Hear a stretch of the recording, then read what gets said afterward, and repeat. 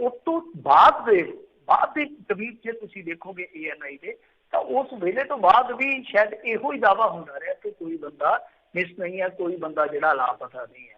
तो एक हिसाब किताब सीगा कि एक पासे गलबात, दूसरे पासे रिहाई, तीजे पासे हुण चाइना ये दावा करता पाया कि साडे कोल कोई बंदा नहीं हैगा, मतलब कि जो गलवान घाटी दे विच सब कुछ होया वो आपां नूं सब नूं पता ही है। जी तां हुण जिहड़े उन्हां दे हैगे आ मेरे ख्याल दे नाल बुलारे आ उन्हां दे, वो कह रहे हैं कि साडे कोल होर कोई बंदा नहीं है। सो ये उन्होंने दावा किया, पर यह नहीं दसिया कि जेड़े 10 बंदियां नूं रिलीज करने की खबर आ रही है कि वो सच्ची है या झूठी है। सो ये विदेश मंत्रालय के बुलारे जेड़े चाओ लिजियान उन्होंने स्पष्ट नहीं किया। तो यह मतलब कि डिनाई उन्होंने भी नहीं किया इस खबर हाल की घड़ी तक। सो ये एक बहुत बड़ा मैं कहूँगा कि फिर झूठ है इंडियन गवर्नमेंट का या आर्मी ऑफिशियल्स का कि तुसीं कहंदे सीगे कि साडा एक भी बंदा जिहड़ा वो मिस नहीं आ ते बाद दे विच 10 बंदियां दी रिहाई की खबर आ जाती है। और यही अगे दोष लग्या कि जिहड़े चाइनीज फौजी सीगे वो बहुत अगे तक आ गए, अंदर तक आ गए, तो इन्हों ने देश को सही जानकारी जिहड़ी आ वो मुहैया नहीं करवाई और ना ही सही रणनीति घड़ी आ। क्योंकि हुण सवाल इस गल नूं लैके भी उठते पे आ कि इन्हां दे कोल सही मतलब कि हथियार नहीं सीगे और कुछ जिहड़े साबका आर्मी अफसर आ वो इतों तक कहते आ कि जो इस तरह का कोई एक्शन होंदा है या फौजी की जान से बने आउंदी आ वो अपनी जान की हिफाजत वास्ते फायर कर सकता है।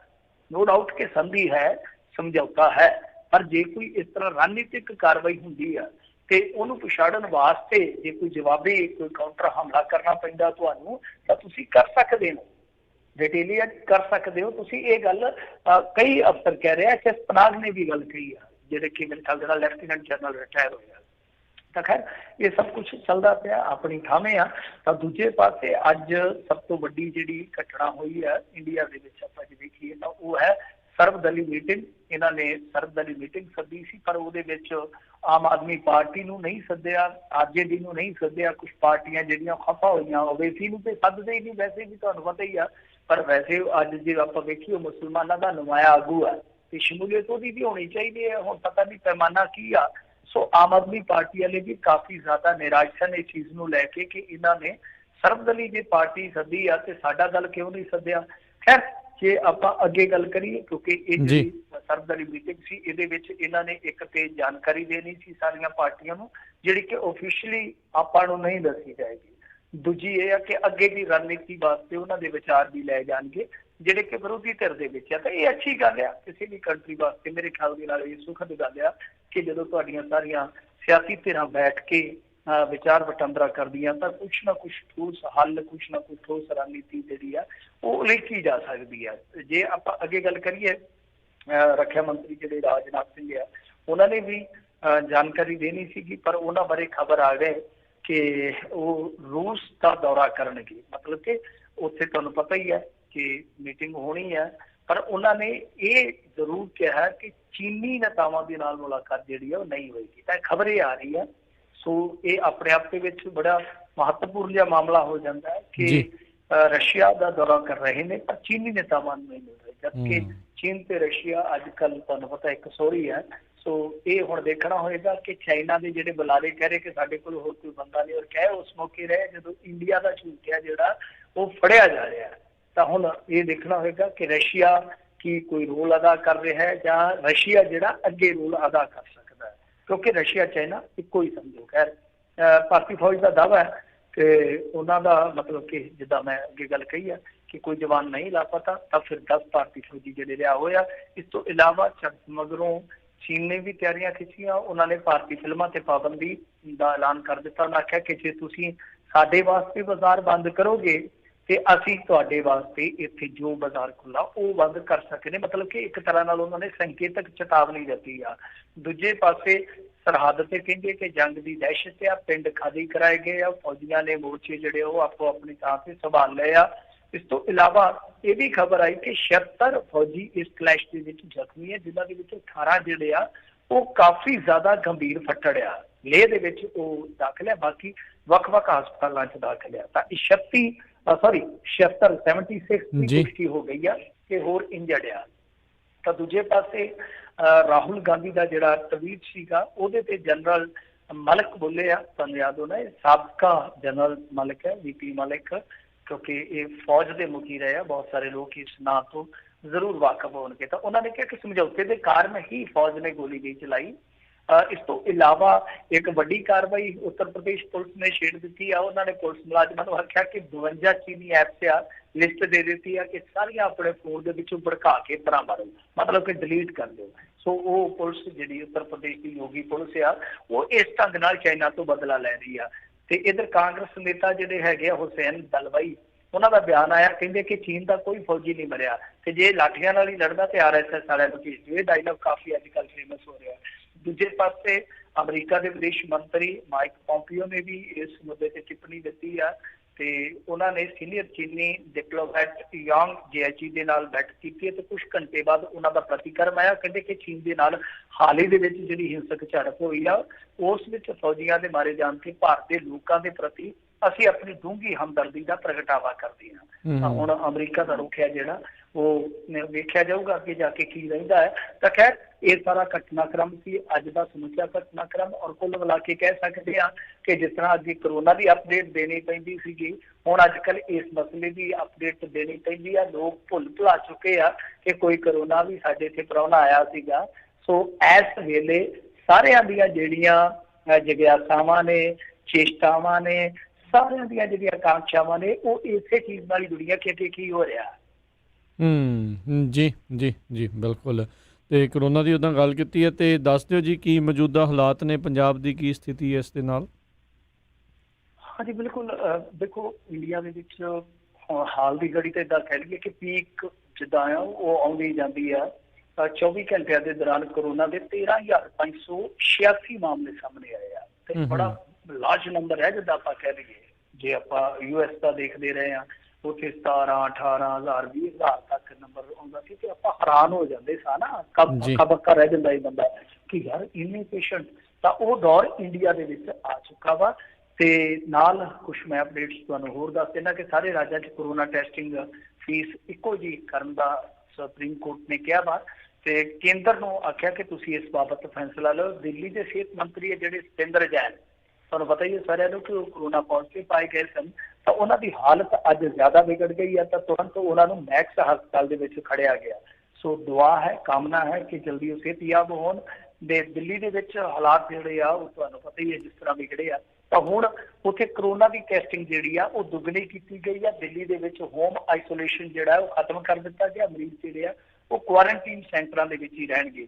ਤੇ ਜੇ ਪੰਜਾਬ ਦੇ ਪ੍ਰਵੇਕ ਚੋਂ ਗੱਲ ਕਰੋਗੇ ਤਾਂ ਲੁਧਿਆਣਾ 'ਚ ਕਰੋਨਾ ਕਾਰਨ ਮੋਗਾ ਨਾਲ ਸੰਬੰਧਿਤ ਇੱਕ ਮਰੀਜ਼ ਦੀ ਮੌਤ ਹੋਈ, ਦੁਪਹਿਰ ਤੱਕ ਖਬਰ ਆਈ।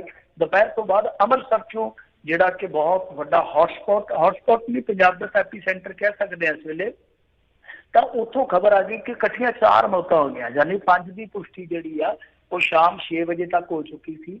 ਤੇ ਕੁੱਲ ਮਿਲਾ ਕੇ ਹੁਣ ਮੈਂ ਅਪਡੇਟ ਦੇਖ ਰਿਹਾ ਸੀਗਾ ਕਿ 200 ਤੋਂ ਵੱਧ ਅੱਜ ਮਾਮਲੇ ਰਜਿਸਟਰ ਕੀਤੇ ਗਏ। ਇਹਨਾਂ ਦੇ ਵਿੱਚੋਂ ਅੱਗੇ ਤੇ ਆਪਾਂ ਦੇਖਦੇ ਰਹੇ ਨਾ ਕਿ 1-2 ਬੰਦੇ ਜਿਹੜੇ ਆ ਉਹ ਜਿੱਦਾਂ ਆਕਸੀਜਨ ਤੇ ਜਾਂ ਲਾ ਲਓ ਕਿ ਵੈਂਟੀਲੇਟਰ ਤੇ ਸਨ ਤਾਂ ਹੁਣ ਇਹ ਤਾਦਾਦ ਜਿਹੜੀ ਆ 30 ਦੇ ਕਰੀਬ ਪਹੁੰਚ ਗਈ ਆ। ਸੋ ਇਸ ਵੇਲੇ ਪੰਜਾਬ ਨੂੰ ਵੀ ਸੋਚਣ ਵਿਚਾਰਨ ਤੇ ਜ਼ੋਰ ਦੇਣਾ ਪਊਗਾ। ਇੱਧਰ HDFC ਬੈਂਕ ਬਿਆਸ ਰਈਆ ਦੇ 3 ਮੁਲਾਜ਼ਮਾਂ ਸਮੇਤ 6 ਦੀ ਕਰੋਨਾ ਰਿਪੋਰਟ ਪੋਜ਼ਿਟਿਵ ਆਈ ਆ। ਇਹ ਬੜਾ ਮੈਂ ਕਹੂੰਗਾ ਕਿ ਖਤਰਨਾਕ ਜਿਹਾ ਕੰਮ ਹੋ ਰਿਹਾ। ਥਾਣਾ ਰਮਦਾਸ 'ਚ ਤੈਨਾਤ ਤੇ ਇੱਕ ਜਿਹੜੀ ਔਰਤ ਹੌਲਦਾਰ ਸੀ, ਬੀਬੀ ਹੌਲਦਾਰ ਨਹੀਂ ਸੀਗੀ, ਉਹਦੀ ਰਿਪੋਰਟ ਵੀ ਪੋਜ਼ਿਟਿਵ ਆ ਗਈ। ਮਹਿਲ ਕਲਾਂ 'ਚ ਇੱਕ ਪ੍ਰਵਾਸੀ ਮਜ਼ਦੂਰ ਦੀ ਕਰੋਨਾ ਰਿਪੋਰਟ ਪੋਜ਼ਿਟਿਵ ਆ ਗਈ ਔਰ ਸਨਾਮ 'ਚ ਸਿਵਲ ਹਸਪਤਾਲ ਦੇ ਮੁਲਾਜ਼ਮ ਨੂੰ ਕਰੋਨਾ ਹੋ ਗਿਆ, ਜਿਹਦੇ ਚੱਲਦਿਆਂ ਦੂਜਿਆਂ ਨੂੰ ਵੀ ਕੁਆਰੰਟੀਨ ਹੋਣਾ ਪਿਆ। ਤਾਂ ਮਤਲਬ ਇਹ ਆ ਕਿ ਠੀਕ ਆ ਕਿ ਹੇਠਲੇ ਪੱਧਰ ਤੇ ਕੰਮ ਚੱਲੀ ਜਾਂਦਾ। ਇਹ ਤਾਂ ਸਾਫ਼ ਹੈ, ਮੋਦੀ ਸਾਹਿਬ ਨੇ ਵੀ ਸਪਸ਼ਟ ਕਰ ਦਿੱਤਾ ਕਿ ਲਾਕਡਾਊਨ ਨਹੀਂ ਜੇ ਲੱਗਣਾ। ਰਾਜਾਂ ਨੂੰ ਉਹਨਾਂ ਨੇ ਸਿੱਧਾ ਕਹਿ ਦਿੱਤਾ ਕਿ ਲਾਕਡਾਊਨ ਨਹੀਂ ਲੱਗਣਾ ਭਾਈ, ਹੁਣ ਤੇ ਆਪੋ ਆਪਣੇ ਸਮਾਨ ਦੀ ਸਵਾਰੀ ਆਪ ਹੀ ਜ਼ਿੰਮੇਵਾਰ ਆ। ਆਤਮ ਨਿਰਭਰ ਮਤਲਬ ਕਹਿਣ ਦਾ ਉਹਨਾਂ ਦਾ ਕਿ ਆਤਮ ਨਿਰਭਰ ਬਣਨਾ ਹੀ ਪੈਣਾ ਵੀ ਮਿੱਤਰੋ, ਕਰੋਨਾ ਦੇ ਨਾਲ ਭਾਈਓ ਬਹਿਨੋ ਮਿੱਤਰੋ ਜੀਣਾ ਹੀ ਪੈਣਾ। ਤਾਂ ਹੁਣ ਇਹ ਤੇ ਆਪਾਂ ਭੁੱਲ ਜਾਈਏ ਕਿ ਕਰਫਿਊ ਲੱਗਣਗੇ, ਲਾਕਡਾਊਨ ਹੋਣਗੇ, ਪਤਾ ਨਹੀਂ ਕੀ ਹੋਏਗਾ। ਪਰ ਗੱਲ ਇਹ ਆ ਕਿ ਪੰਜਾਬ ਸਰਕਾਰ ਨੂੰ ਇਹ ਸੋਚਣਾ ਪਊਗਾ ਕਿ ਜੇ ਇਸ ਤਰ੍ਹਾਂ ਅਦਾਰਿਆਂ ਦੇ ਵਿੱਚ ਬਿਮਾਰੀ ਵੜ ਗਈ ਤਾਂ ਹੁਣ ਜਿਵੇਂ ਮੰਨ ਲਓ ਇੱਕ ਬੈਂਕ ਦਾ ਸਟਾਫ ਸਾਰਾ ਕੁਆਰੰਟੀਨ ਹੋ ਗਿਆ ਤੇ ਬੈਂਕ ਦਾ ਕੰਮ ਕਿਵੇਂ ਚੱਲੂ? ਤੇ ਜੇ ਮੰਨ ਲਓ ਦੂਸਰੀ ਥਾਂ ਤੋਂ ਸਟਾਫ ਆਉਂਦਾ ਤਾਂ ਦੂਸਰੀ ਥਾਂ ਤੇ ਕਿੱਲਤ ਹੋ ਜਾਊਗੀ। ਸੋ ਇਹ ਚੀਜ਼ ਸੋਚਣੀ ਪਊ, ਵਿਚਾਰਨੀ ਪਊਗੀ। ਮੇਰੇ ਖਿਆਲ ਦੇ ਨਾਲ ਲੋਕਾਂ ਨੂੰ ਹੁਣ ਥੋੜਾ ਜਿਹਾ ਆਪ ਸੰਜਮ ਰੱਖਣਾ ਪੈਣਾ, ਕਿਉਂਕਿ ਇੰਡੀਆ ਗੌਰਮੈਂਟ ਨੇ ਲੋਕਡਾਊਨ ਵਗੈਰਾ ਨਹੀਂ ਲਾਉਣਾ। ਸੋ ਇਹਦੇ ਵਿੱਚ ਇਹੋ ਆ ਕਿ ਬਿਮਾਰ ਬੰਦੇ ਆ ਜਿਹੜੇ ਉਹ ਬਾਹਰ ਘੱਟ ਨਿਕਲਣ, ਬੱਚੇ ਆ ਜਿਹੜੇ ਘੱਟ ਬਾਹਰ ਨਿਕਲਣ, ਗਰਭਵਤੀ ਔਰਤਾਂ ਘੱਟ ਬਾਹਰ ਨਿਕਲਣ, ਬਜ਼ੁਰਗ ਘੱਟ ਬਾਹਰ ਨਿਕਲੇ। ਇਹੀ ਇਹਦਾ ਪਰਹੇਜ਼ ਆ, ਬਾਕੀ ਕੁਛ ਨਹੀਂ। ਐਡਾ ਕੋਈ ਡਰਾਵਾ ਜਿਹੜਾ ਹਵਾ ਕੋਈ ਐਡਾ ਵੱਡਾ ਨਹੀਂ ਹੈਗਾ। ਠੀਕ ਹੈ, ਮੌਤਾਂ ਹੋ ਰਹੀਆਂ, ਮੈਂ ਐਸੀ ਗੱਲ ਨਹੀਂ ਹੈ। ਜੇ ਮੌਤਾਂ ਦੀ ਕੈਲਕੂਲੇਸ਼ਨ ਕਰੋਗੇ ਤੁਸੀਂ, ਜੋ ਇੰਡੀਆ 'ਚ ਕੁੱਲ ਮੌਤਾਂ ਹੁੰਦੀਆਂ ਤਾਂ ਉਹ ਟਾਈਮ ਪੀਰੀਅਡ ਕੱਢ ਲਓ ਤੁਸੀਂ ਕਰੋਨਾ ਕਾਲ ਦਾ, ਤਾਂ ਉਹ ਮੌਤਾਂ ਤੇ ਆਹ ਮੌਤਾਂ ਕੁਛ ਵੀ ਨਹੀਂ ਹੈਗੀਆਂ। ਅੰਕੜਾ ਹਾਲੇ ਵੀ ਬਹੁਤ ਅੱਗੇ ਹੈ ਉਹਨਾਂ ਦਾ। ਸੋ ਏਡਾ ਵੱਡਾ ਹਵਾ ਨਹੀਂ, ਬਸ ਇੰਨਾ ਕਿ ਫਿਰ ਵੀ ਜਿਹੜਾ ਘਰ ਕੋਈ ਬਜ਼ੁਰਗ ਰੱਖਦਾ, ਜਿਹੜਾ ਘਰ ਕੋਈ ਪੇਸ਼ੈਂਟ ਰੱਖਦਾ, ਉਹਨਾਂ ਨੂੰ ਜ਼ਰੂਰ ਇਸ ਗੱਲ ਤੇ ਥੋੜਾ ਜਿਹਾ ਗੌਰ ਕਰਨਾ ਪਊਗਾ। ਜੀ ਜੀ ਜੀ।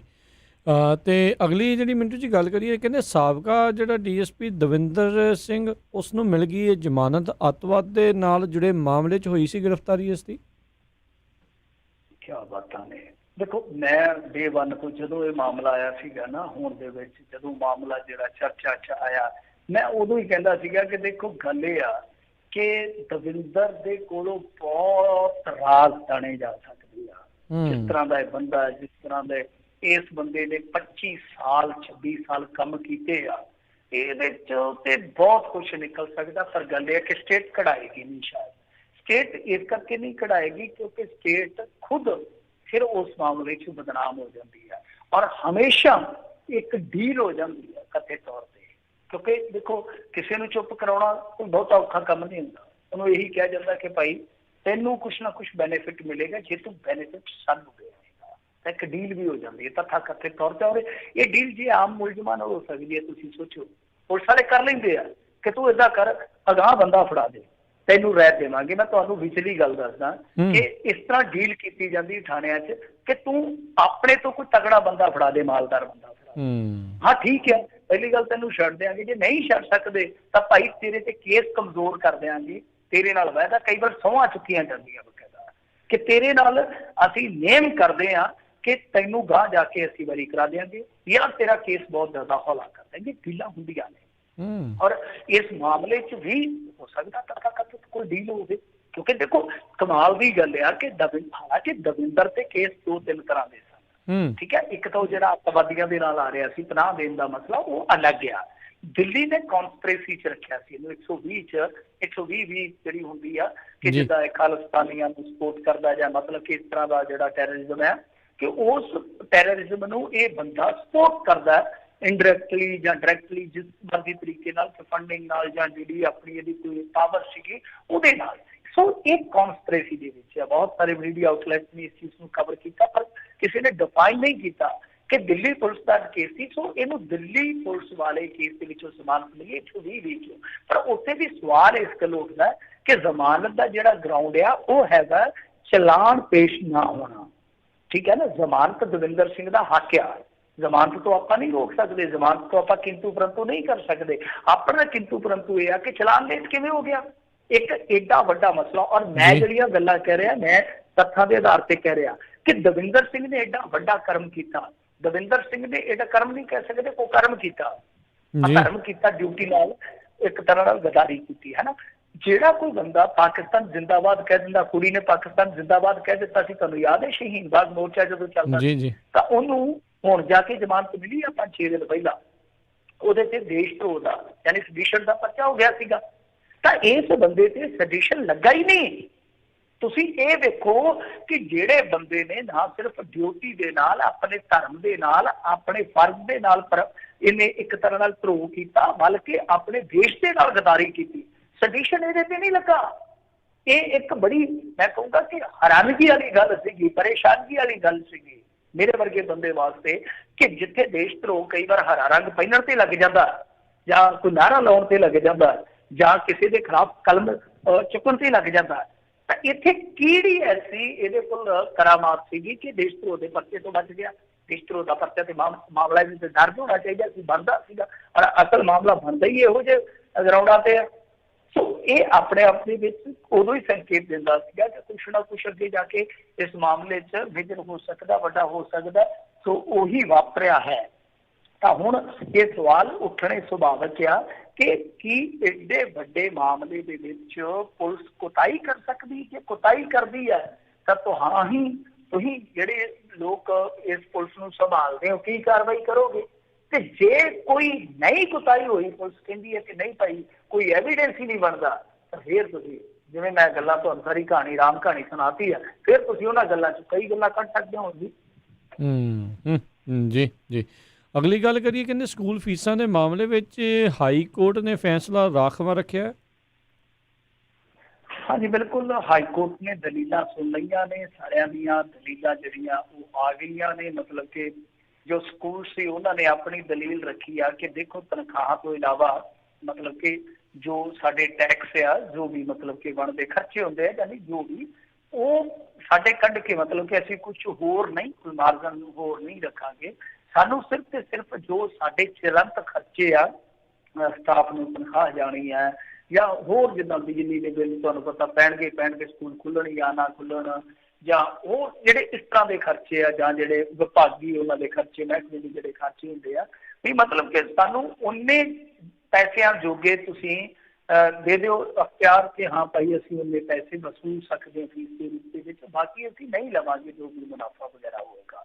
ਸੋ ਉਧਰ ਸਰਕਾਰ ਨੇ ਵੀ ਆਪਣਾ ਪੱਖ ਰੱਖ ਦਿੱਤਾ। ਦੋਹਾਂ ਧਿਰਾਂ ਦੀਆਂ ਜਿਹੜੀਆਂ ਦਲੀਲਾਂ ਸੀਗੀਆਂ ਉਹ ਕੋਰਟ ਦੇ ਕੋਲ ਆ ਗਈਆਂ। ਹਾਈ ਕੋਰਟ ਨੇ ਇਸ ਮਾਮਲੇ 'ਤੇ ਫੈਸਲਾ ਜਿਹੜਾ ਉਹ ਰਾਖਵਾਂ ਰੱਖ ਲਿਆ। ਰਾਖਵਾਂ ਰੱਖਣ ਤੋਂ ਭਾਵ ਕੀ ਹੁੰਦਾ ਹੈ ਕਿ ਹੁਣ ਕੋਰਟ ਕਿਸੇ ਵੀ ਸਮੇਂ ਕਿਸੇ ਵੀ ਵੇਲੇ ਅਦਾਲਤ ਜਿਹੜੀ ਆ ਫੈਸਲਾ ਸੁਣਾ ਸਕਦੀ ਆ, ਕੋਈ ਦਿਨ ਨਹੀਂ ਮਿੱਥਿਆ। ਤੇ ਮੈਂ ਸਮਝਦਾ ਕਿ ਅਦਾਲਤ ਨੂੰ ਹੁਣ ਬਹੁਤਾ ਟਾਈਮ ਜਿਹੜਾ ਉਹ ਜ਼ਾਇਆ ਨਹੀਂ ਕਰਨਾ ਚਾਹੀਦਾ, ਇਸ ਮੁੱਦੇ ਤੇ ਇਹਨਾਂ ਨੂੰ ਕੋਈ ਫੈਸਲਾ ਦੇਣਾ ਚਾਹੀਦਾ। ਉਹਦਾ ਇੱਕ ਕਾਰਨ ਇਹ ਆ ਕਿ ਸਾਡੇ ਵਰਗੇ ਜਿਹੜੇ ਮਾਤੜ ਬੈਠੇ ਆ ਜਾਂ ਕਹਿ ਲਓ ਮਿਡਲ ਕਲਾਸ ਦੇ ਲੋਕ ਆ, ਉਹ ਅਸੀਂ ਅੱਧ ਵਿਚਾਲੇ ਫਸੇ ਆ। ਬੱਚਿਆਂ ਦੇ ਸਕੂਲ ਜਿਹੜੇ ਆ ਉਹ ਸਾਡੇ ਗੱਲ ਦੇ ਵਿੱਚ ਸੰਘੀ ਦੇ ਵਿੱਚ ਝੂਠਾ ਦੇਈ ਜਾਂਦੇ ਆ ਕਿ ਤੁਸੀਂ ਫੀਸ ਕਿਉਂ ਨਹੀਂ ਜੇ ਭਰਦੇ। ਅਸੀਂ ਕਹਿੰਦੇ ਆ ਕਿ ਜਦ ਤੱਕ ਮਾਮਲਾ ਜ਼ੇਰੇ ਸੁਣਵਾਈ ਅਸੀਂ ਕਿਵੇਂ ਫੀਸ ਭਰਦੀਏ। ਮੰਨ ਲਓ ਅੱਜ ਤੁਸੀਂ ਸਾਡੇ ਤੋਂ 100% ਫੀਸ ਲੈ ਲੈਂਦੇ ਹੋ, ਉੱਥੋਂ ਫੈਸਲਾ ਆ ਜਾਂਦਾ ਕਿ ਤੁਸੀਂ 50% ਲੈਣੀ ਆ, ਤਾਂ ਕੀ ਤੁਸੀਂ 50% ਸਾਨੂੰ ਵਾਪਸ ਕਰੋਗੇ ਜਾਂ ਤਾਂ ਰਿਟਰਨ 'ਚ ਦਿੰਦੇ ਨੇ? ਕਈ ਸਕੂਲ ਦੇਣ ਨੂੰ ਤਿਆਰ ਹੈ, ਕਈ ਸਕੂਲ ਰਿਟਰਨ 'ਚ ਦੇਣ ਨੂੰ ਤਿਆਰ ਨਹੀਂ ਹੈ। ਸੋ ਇਹ ਪੰਗਾ ਹੈ ਕਿ ਐਡਜਸਟਮੈਂਟ ਅੱਗੇ ਚੱਲ ਕੇ ਫਿਰ ਕਿਸ ਤਰ੍ਹਾਂ ਹੋਏਗੀ ਜੇ ਫੀਸ ਵਧੇਰੇ ਆ ਜਾਂਦੀ ਹੈ ਜਾਂ ਘੱਟ ਆ ਜਾਂਦੀ ਆ। ਸੋ ਇਹ ਵੀ ਦਿੱਕਤ ਹੈ ਕਿ ਜਿਹੜੇ ਮਾਪੇ ਕਹਿੰਦੇ ਆ ਕਿ ਅਸੀਂ ਫੀਸ ਤਾਂ ਭਰਨੀ ਅੱਜ ਨਹੀਂ ਕੱਲ੍ਹ ਭਰਨੀ ਪੈਣੀ ਆ, ਤਾਂ ਉਹਨਾਂ ਵਾਸਤੇ ਦਿੱਕਤ ਹੈ ਕਿ ਕਿੰਨੀ ਭਰਨ। ਤਾਂ ਇਹ ਕੋਰਟ ਨੂੰ ਜਲਦੀ ਤੋਂ ਜਲਦੀ ਫੈਸਲਾ ਜਿਹੜਾ ਉਹ ਡਿਲੀਵਰ ਕਰ ਦੇਣਾ ਚਾਹੀਦਾ। ਜੀ ਜੀ। ਅਤੇ ਸਰੋਤਿਓ ਨਾਲ ਹੀ ਦੱਸ ਜੇ ਵੀ ਅੱਜ ਤੁਹਾਡੀਆਂ ਜਿਹੜੀਆਂ ਕਾਲਸ ਉਹ ਵੀ ਲਈਆਂ ਜਾਣਗੀਆਂ, ਤੁਸੀਂ ਵੀ ਕਾਲ ਕਰ ਸਕੋਗੇ। ਬ੍ਰੇਕ ਤੋਂ ਬਾਅਦ 'ਚ ਨੰਬਰ ਸਟੂਡੀਓ ਦਾ ਰਹੇਗਾ 408 272 5200 ਦੇ ਉੱਤੇ ਜਿਹੜਾ ਤੁਸੀਂ ਕਾਲ ਕਰ ਸਕੋਗੇ। ਮਿੰਟੂ ਜੀ ਅਗਲੀ ਗੱਲ ਕਰੀਏ, ਕਹਿੰਦੇ ਜਿਆਣੀ ਦੇ ਸਾਲੇ ਤੇ ਪੀਏ ਤੋਂ ਸ਼ਰਾਬ ਬਰਾਮਦ। ਦੇਖੋ ਜੈਨੀ ਸਾਹਿਬ ਨੇ ਇੱਕ ਵਾਰੀ ਆਖਿਆ ਸੀ ਨਾ ਸ਼ਰਾਬ ਨਸ਼ਾ ਨਹੀਂ ਹੁੰਦੀ, ਬੜਾ ਰੌਲਾ ਪਿਆ ਸੀ। ਚੇਤੇ ਹੋਣਾ ਤੁਹਾਨੂੰ, ਉਹਦੇ ਸਿਹਤ ਮੰਤਰੀ ਹੁੰਦੇ ਸਨ ਤੇ ਮਲੋਟ ਆਏ ਸੀਗੇ, ਬੜੀ ਉਦੋਂ ਟ੍ਰੋਲਿੰਗ ਹੋਈ ਸੀ ਇਹਨਾਂ ਦੀ। ਤਾਂ ਖੈਰ ਦੇਖੋ ਸ਼ਰਾਬ ਨਸ਼ਾ ਹੈ ਜਾਂ ਨਹੀਂ ਹੈ ਤਾਂ ਬੜੀ ਵੱਡੀ ਬਹਿਸ ਆ, ਇਹਦੇ ਤੇ ਤਾਂ ਹੈਲਦੀ ਡਿਸਕਸ਼ਨ ਚੱਲ ਪੈਂਦੀ ਆ, ਕਿਉਂਕਿ ਤੁਹਾਨੂੰ ਪਤਾ ਬਹੁਮਤ ਜਿਹੜਾ ਪੀਣ ਵਾਲਿਆਂ ਦਾ ਵੀ ਬਹੁਤ ਵੱਡਾ। ਤਾਂ ਖੈਰ ਇਹ ਜਿਹੜਾ ਸਾਰਾ ਮਾਮਲਾ ਹੈ ਉਹ ਸ਼ਰਾਬ ਤਸਕਰੀ ਨਾਲ ਜੁੜਿਆ। ਤਾਂ ਇਹ ਕਹਿੰਦੇ ਆ ਕਿ ਸ਼ਰਾਬ ਨਸ਼ਾ ਨਹੀਂ ਹੈ, ਮੇਰੇ ਖਿਆਲ ਦੇ ਨਾਲ ਇਹਦਾ ਸਾਲਾ ਕਹਿੰਦਾ ਹੋਣਾ ਕਿ ਸ਼ਰਾਬ ਰੱਖਣੀ ਜੁਰਮ ਹੈ। ਇਸ ਗੱਲ ਦਾ ਮੈਨੂੰ ਪਤਾ ਨਹੀਂ ਹੈ, ਕਿਉਂਕਿ ਉਹ ਸ਼ਰਾਬ ਰੱਖੀ ਬੈਠਾ ਸੀਗਾ 16 ਪੇਟੀਆਂ, ਤੇ ਨਾਲ ਇਹਦਾ ਪੀਏ ਜਿਹੜਾ ਉਹ ਵੀ ਨਾਮਜ਼ਦ ਕੀਤਾ ਗਿਆ ਮਾਮਲੇ 'ਚ। ਤੇ ਜੈਨੀ ਸਾਹਿਬ ਦਾ ਵਰਸ਼ਨ ਹੈ ਇਸ ਮਾਮਲੇ 'ਚ, ਉਹ ਮੈਂ ਜ਼ਰੂਰ ਪਹਿਲਾਂ ਕੋਟ ਕਰ ਦੇਵਾਂ। ਤਾਂ ਉਹਨਾਂ ਨੇ ਕਿਹਾ ਕਿ ਮੇਰਾ ਇਸ ਮਾਮਲੇ ਦੇ ਨਾਲ ਕੁਛ ਲੈਣਾ ਦੇਣਾ ਨਹੀਂ ਹੈ, ਜੋ ਖਾਂਦੇ ਗਾਜਰਾਂ ਢਿੱਡ ਉਹਨਾਂ ਦੇ ਪੀੜ ਹੈ ਨਾ, ਕਿ ਆਪਾਂ ਕਿਆ ਲੈਣਾ ਹੈ। ਸੋ ਉਹਨਾਂ ਨੇ ਇਹੀ ਗੱਲ ਕਹੀ ਆ ਕਿ ਭਾਈ ਆਪਣਾ ਇਸ ਮਾਮਲੇ ਦੇ ਨਾਲ ਕੋਈ ਲੈਣ ਦੇਣ ਨਹੀਂ ਹੈ। ਚਲੋ ਠੀਕ ਹੈ, ਦੇਖੋ ਗੱਲ ਇਹ ਹੁੰਦੀ ਹੈ ਕਿ ਕਈ ਵਾਰ ਭਰਾ ਦੀ ਆਪਸ ਦੇ ਵਿੱਚ ਆਪੋ ਆਪਣੀ ਜ਼ਿੰਦਗੀ ਵੰਡੀ ਹੁੰਦੀ ਹੈ ਨਾ, ਕਿ ਕੋਈ ਭਰਾ ਜਿਹੜਾ ਉਹ ਅੱਛਾ ਕੰਮ ਕਰਦਾ, ਗੁਰਦੁਆਰੇ ਜਾਂਦਾ, ਸੇਵਾ ਕਰਦਾ, ਮਨੁੱਖਤਾ ਲਈ ਕੰਮ ਕਰਦਾ, ਕੋਈ ਭਰਾ ਜਿਹੜਾ ਉਹ ਦੂਜੇ ਪਾਸੇ ਤੁਰਿਆ ਫਿਰਦਾ।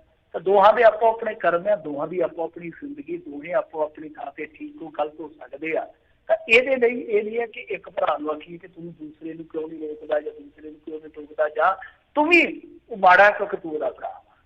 ਸੋ ਆਪਾਂ ਇਸ ਗੱਲ ਤੇ ਬਿਲਕੁਲ ਸਹਿਮਤ ਹਾਂ ਕਿ ਜੋ ਕਹਿੰਦੇ ਆ ਕਿ ਮੇਰਾ ਲੈਣਾ ਦੇਣਾ ਨਹੀਂ। ਪਰ ਜੇ ਤੁਹਾਡਾ ਪੀਏ, ਤੁਸੀਂ ਸਰਕਾਰੀ ਕਿਸੇ ਅਹੁਦੇ ਤੋਂ ਹੋ ਜਾਂ ਤੁਸੀਂ ਸਾਬਕਾ MLA ਹੋ ਜਾਂ ਮੌਜੂਦਾ ਐਮਐਲਏ ਜੋ ਵੀ ਹੋ ਤੁਸੀਂ, ਹੁਣ ਵੈਸੇ ਉਹ ਸਾਬਕਾ ਨੇ, ਇਸ ਟਾਈਮ ਮੰਤਰੀ ਰਹਿ ਚੁੱਕੇ ਹੋ, ਤੁਸੀਂ ਇੱਕ ਵੇਲੇ ਇਹ ਤੇ ਕਹਿ ਸਕਦੇ ਹੋ ਕਿ ਯਾਰ ਫਲਾਣੇ ਰਿਸ਼ਤੇਦਾਰ ਨਾਲ ਮੇਰੀ ਨਹੀਂ ਬਣਦੀ, ਉਹ ਆਪਣੀ ਮੰਦੀ ਚੰਗੀ ਦਾ ਆਪ ਜ਼ਿੰਮੇਵਾਰ ਆ।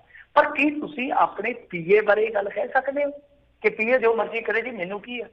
ਕਿਉਂਕਿ ਪੀਏ ਤੁਹਾਡਾ ਬਹੁਤ ਵੱਡਾ ਕਹਿ ਲਈਏ ਵਫਾਦਾਰ ਹੁੰਦਾ, ਬਹੁਤ ਜ਼ਿਆਦਾ ਤੁਹਾਡੇ ਰਾਗ। ਪੀਏ ਦਾ ਮਤਲਬ ਕਿ ਅੱਜ ਕੱਲ੍ਹ ਪੰਜਾਬ ਦੇ ਵਿੱਚ ਤੇ ਇਹ ਵੀ ਕਹਿ ਦਿੰਦੇ ਆ ਕਿ ਪੀਏ ਯਾਨੀ ਇਕੱਠੇ ਕਰਦਾ ਸਵੇਰ ਤੋਂ ਲੱਗਦਾ ਸਵੇਰ ਨੂੰ ਸ਼ਾਮ ਨੂੰ ਜਿੰਨੇ ਇਕੱਠੇ ਹੁੰਦੇ ਫਿਰ ਸ਼ਾਮ ਨੂੰ ਕਹਿੰਦਾ ਪੀਏ ਆ ਜਾਓ, ਇੰਨੇ ਹੋ ਗਏ ਆ, ਇੰਨੇ ਕੱਢ ਕੇ ਤੁਹਾਡੇ ਪਰਿਵਾਰ ਜੋਗੇ ਤੁਹਾਡੇ ਟੱਬਰ ਜੋਗੇ ਬਾਕੀ ਬਾਜੀਏ ਤੇ ਆ ਜਾਓ ਪੀਏ, ਤਾਂ ਉਹਨਾਂ ਨੂੰ ਪੀਏ ਵੀ ਕਹਿ ਦਿੰਦੇ ਹਾਸੇ ਮਜ਼ਾਕ ਨਾਲ। ਖੈਰ ਕਿ ਪੀਏ ਬਾਰੇ ਤੁਸੀਂ ਇਹ ਗੱਲ ਨਹੀਂ ਕਹਿ ਸਕਦੇ। ਸੋ ਕਾਫੀ ਵੱਡੀ ਰਿਕਵਰੀ ਹੈ, 16 ਪੇਟੀਆਂ ਦਾਰੂ ਦੀਆਂ ਕਥਿਤ ਤੌਰ ਤੇ ਤਸਕਰੀ ਨਾਲ ਜੋੜੀ ਜਾ ਰਹੀ ਹੈ। ਪਰ ਇਸ ਗੱਲ ਦੀ ਚਲੋ ਆਪਾਂ ਪੁਸ਼ਟੀ ਨਹੀਂ ਕਰਦੇ ਕਿ ਉਹਨਾਂ ਨੇ ਕਿਵੇਂ ਰੱਖੀਆਂ ਸੀ, ਕਾਹਨੂੰ ਰੱਖੀਆਂ ਸੀ।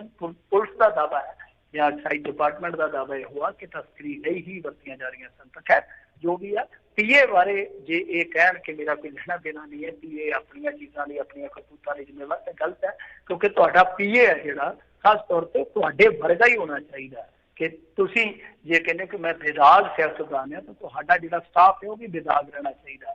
ਜੇ ਹੁਣ ਮੰਨ ਲਓ ਇੱਕ ਐਸਐਸਪੀ ਹੈ ਤੇ ਉਹਨੇ ਆਪਣਾ ਗਨਮੈਨ ਰੱਖਿਆ ਕਿ ਹਾਂ ਭਾਈ ਤੂੰ ਪੈਸੇ ਫੜੀ ਚੱਲੇ ਕਰ ਲੋਕਾਂ ਕੋਲ, ਤੇ ਆਪ ਉਹਨੇ ਹੱਥ 'ਚ ਤਸਵੀਰ ਫੜੀ ਆ, ਸਾਰਾ ਦਿਨ ਮਾਲਾ ਫੇਰੀ ਜਾਂਦਾ, ਰੱਬ ਦਾ ਨਾਂ ਲਈ ਜਾਂਦਾ ਲੋਕਾਂ ਸਾਹਮਣੇ, ਪਰ ਪੈਸੇ ਤਾਂ ਫੜੀ ਜਾਂਦਾ ਨਾ ਕਿਸੇ ਜ਼ਰੀਏ।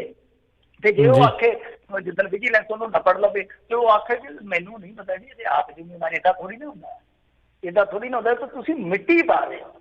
ਸੋ ਕਹਿਣ ਦਾ ਮਤਲਬ ਇਹ ਆ ਕਿ ਇਹਦੇ ਗਹੀਨ ਜਾਂਚ ਪੜਤਾਲ ਜਿਹੜੀ ਹੈ ਹੋਣੀ ਚਾਹੀਦੀ ਹੈ। ਪਰ ਤੁਸੀਂ ਮੰਨ ਲਓ ਠੀਕ ਹੋ ਸਕਦਾ ਕਿ ਅਣਜਾਣ ਹੋਵੋ ਉਹਦੀਆਂ ਕਰਤੂਤਾਂ ਤੋਂ, ਪਰ ਆਪਣੇ ਸਟਾਫ ਪ੍ਰਤੀ ਤੁਹਾਨੂੰ ਇਹ ਜਾਣਕਾਰੀ ਜ਼ਰੂਰ ਹੋਣੀ ਚਾਹੀਦੀ ਹੈ ਕਿ ਜੇ ਬੰਦਾ ਕਿਤੇ ਫਸ ਗਿਆ, ਜੇ ਇਸ ਬੰਦੇ ਦੀ ਕੋਈ ਕਰਤੂਤ ਐਸੀ ਸਾਹਮਣੇ ਆ ਗਈ ਤਾਂ ਮੇਰੀ ਵੀ ਬਦਨਾਮੀ ਹੋਊਗੀ। ਜੀ ਜੀ।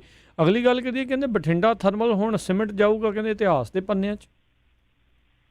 ਹਾਂਜੀ ਬਿਲਕੁਲ, ਥਰਮਲ ਜਿਹੜਾ ਆ ਉਹਦੇ ਬਾਰੇ ਕਹਿੰਦੇ ਹੁੰਦੇ ਸੀਗੇ ਜਿਹੜੇ ਹੈਗੇ ਸਨ ਮਾਨਯੋਗ ਮਨਪ੍ਰੀਤ ਸਿੰਘ ਜੀ ਬਾਦਲ ਔਰ ਮਿਰਜ਼ਾ ਗਾਲਬ ਪੰਜਾਬ ਦੀ ਕੈਬਨਿਟ ਦੇ, ਉਹ ਕਹਿੰਦੇ ਹੁੰਦੇ ਸੀ ਜਦੋਂ ਵਿਰੋਧੀ ਧਿਰ 'ਚ ਹੁੰਦੇ ਸੀ ਨਾ ਖੜ ਕੇ ਉੱਥੇ ਨਾ ਫਲਾਈਓਵਰ ਜਿਹਾ ਬਣਾਇਆ ਸੀ ਸੁਖਬੀਰ ਸਿੰਘ ਬਾਦਲ ਨੇ, ਔਰ ਬੜੀ ਸ਼ਾਨਦਾਰ ਲੋਕੇਸ਼ਨ ਆ।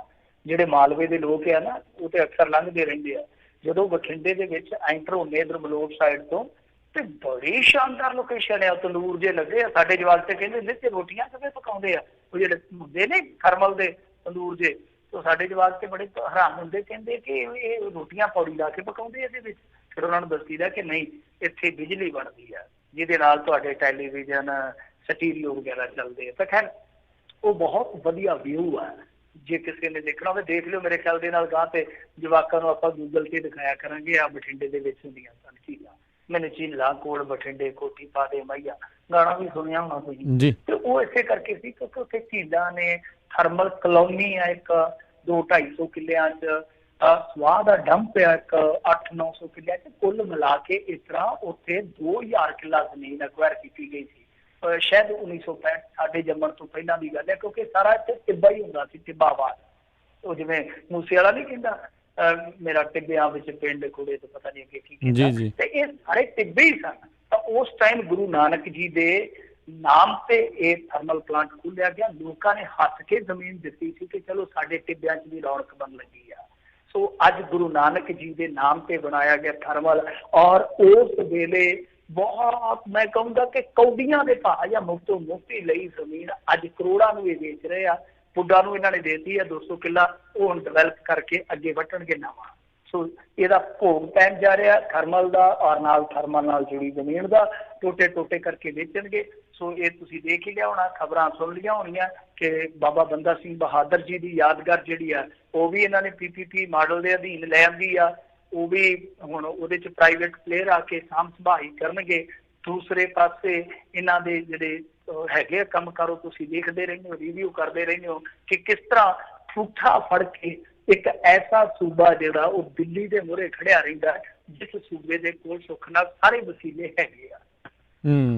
ਜੀ ਜੀ ਜੀ। ਮਿੰਟੂ ਜੀ ਇੱਥੇ ਆਪਾਂ ਲੈਨੇ ਇੱਕ ਬ੍ਰੇਕ, ਤੇ ਬ੍ਰੇਕ ਤੋਂ ਬਾਅਦ ਸਰੋਤਿਓ ਤੁਸੀਂ ਵੀ ਆਪਣੀਆਂ ਕਾਲਸ ਕਰਕੇ ਸਵਾਲ ਪੁੱਛ ਸਕਦੇ ਹੋ। ਸਟੂਡੀਓ ਦਾ ਨੰਬਰ 408-272-5200। ਮਿਲਦੇ ਇੱਕ ਬ੍ਰੇਕ ਤੋਂ ਬਾਅਦ 'ਚ।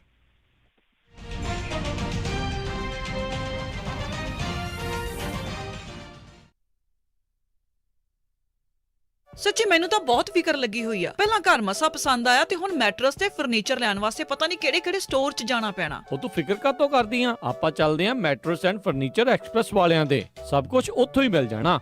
ਪੂਰੇ ਘਰ ਦਾ furniture, bedroom, living room, sofas, ਸਾਰਾ ਕੁਝ $2000 ਦੇ ਵਿੱਚ 36 ਮਹੀਨੇ ਦੀ 0% ਇੰਟਰਸਟ ਦੇ ਉੱਤੇ ਫਾਈਨੈਂਸਿੰਗ ਵੀ ਕਰਦੇ ਹਨ। ਪੰਜਾਬ ਵਾਲੇ ਪੇਟੀ ਬੈੱਡ ਵੀ ਮਿਲਦੇ ਹਨ। ਸੋਫਾ ਸਟਾਰਟਿੰਗ $299 ਅਤੇ ਮੈਟਰਸ ਸਟਾਰਟਿੰਗ $99। ਬਿਊਟੀ ਰੈਸਟ ਜਾਂ ਹਰ ਕਿਸਮ ਦੇ ਮੈਟਰਸ ਵੀ ਇਹਨਾਂ ਦੇ ਕੋਲੋਂ ਲੈ ਸਕਦੇ ਹੋ। ਹਰ ਇੱਕ ਨੂੰ ਬਹੁਤ ਹੀ ਵਧੀਆ ਡੀਲ ਦਿੰਦੇ ਹਨ। Mattress and furniture express, Roseville, 1811 Douglas boulevard, Roseville, Ross store ਦੇ ਨਜ਼ਦੀਕ। ਕਾਲ ਅੰਮ੍ਰਿਤਸਰਾਂ 5304155959 530 415 5959 ਜਾਂ ਮੈਨੀ ਹੇਅਰ 5303007663। ਇਹਨਾਂ ਦੇ ਯੂਬਾ ਸਿਟੀ, ਫਾਲਸਮਾ ਤੇ ਡੇਵਿਸ ਵਿੱਚ ਵੀ ਲੋਕੇਸ਼ਨਸ ਹਨ। Mattress express, Roseville. ਵਿਹਾਣੀਆਂ ਕੋਕਾ ਕੜਵਾ ਦੇ ਮਾਇਆ ਕੋਕਾ। ਮੈਂ ਕਿਹਾ ਸੁਣਦੇ ਨਹੀਂ ਜੀ। ਮੇਰੀਆਂ ਸਾਰੀਆਂ ਸਹੇਲੀਆਂ ਕੋਲ ਸੋਨੇ ਦੇ ਬੜੇ ਸੋਹਣੇ ਸੋਹਣੇ ਗਹਿਣੇ ਆ। ਇੱਕ ਮੈਂ ਹੀ ਆ ਜਿਹੜੀਆਂ ਪੁਰਾਣੀਆਂ ਜੀਆਂ ਵਾਲੀਆਂ ਪਾਈ ਫਿਰਦੀ ਨੂੰ ਕਿੰਨੇ ਸਾਲ ਹੋ ਗਏ ਆ। ਮੈਨੂੰ ਨਹੀਂ ਪਤਾ, ਮੈਨੂੰ ਵੀ ਸੋਹਣੇ ਸੋਹਣੇ ਗਹਿਣੇ ਬਣਵਾ ਕੇ ਦਿਓ। ਲੈ ਇਹ ਕਿਹੜੀ ਗੱਲ ਆ? ਤੂੰ ਚੱਲ ਬੱਗਾ ਜੁਐਲਰਸ ਦੇ, ਮੈਂ ਤੈਨੂੰ ਹੁਣੇ ਲੈ ਕੇ ਦਿੰਨਾ ਸੋਹਣੇ ਸੋਹਣੇ ਗਹਿਣੇ। ਫਿਰ ਦੇਖੀ ਤੇਰੀ ਵੀ ਸਹੇਲੀਆਂ 'ਚ ਟੌਰ ਬਣ ਜਾਊਗੀ। ਬੱਗਾ ਜੁਐਲਰਸ, ਸੈਕਰਾਮੈਂਟੋ, ਜਿੱਥੋਂ ਖਰੀਦ ਸਕਦੇ ਹੋ ਵਿਆਹ ਸ਼ਾਦੀਆਂ ਲਈ ਖੂਬਸੂਰਤ ਗਹਿਣੇ ਤੇ ਨਾਲ ਹੀ ਸੋਨੇ ਦੇ ਬਦਲੇ ਕੈਸ਼ ਵੀ ਲੈ ਸਕਦੇ ਹੋ। ਵਿਆਹ ਸ਼ਾਦੀ ਜਾਂ ਕਿਸੇ ਵੀ ਇਵੈਂਟ ਤੇ ਡੈਕੋਰੇਸ਼ਨ ਵੀ ਕਰਦੇ ਹਨ ਤੇ ਹਰ ਤਰ੍ਹਾਂ ਦੇ ਕਸਟਮ ਗਹਿਣੇ ਤਿਆਰ ਕਰਵਾ ਸਕਦੇ ਹੋ। ਹੋਰ ਜਾਣਕਾਰੀ ਲਈ ਕਾਲ ਕਰੋ ਜੌਨੀ ਜੀ ਨੂੰ 9169128842 916 912 8842। ਪਤਾ ਨੋਟ ਕਰੋ 6930 65th street, number 115, Chinatown supermarket, Sacramento. Phone number 916 912 8842 9169128842। Bagga jewellers, Sacramento.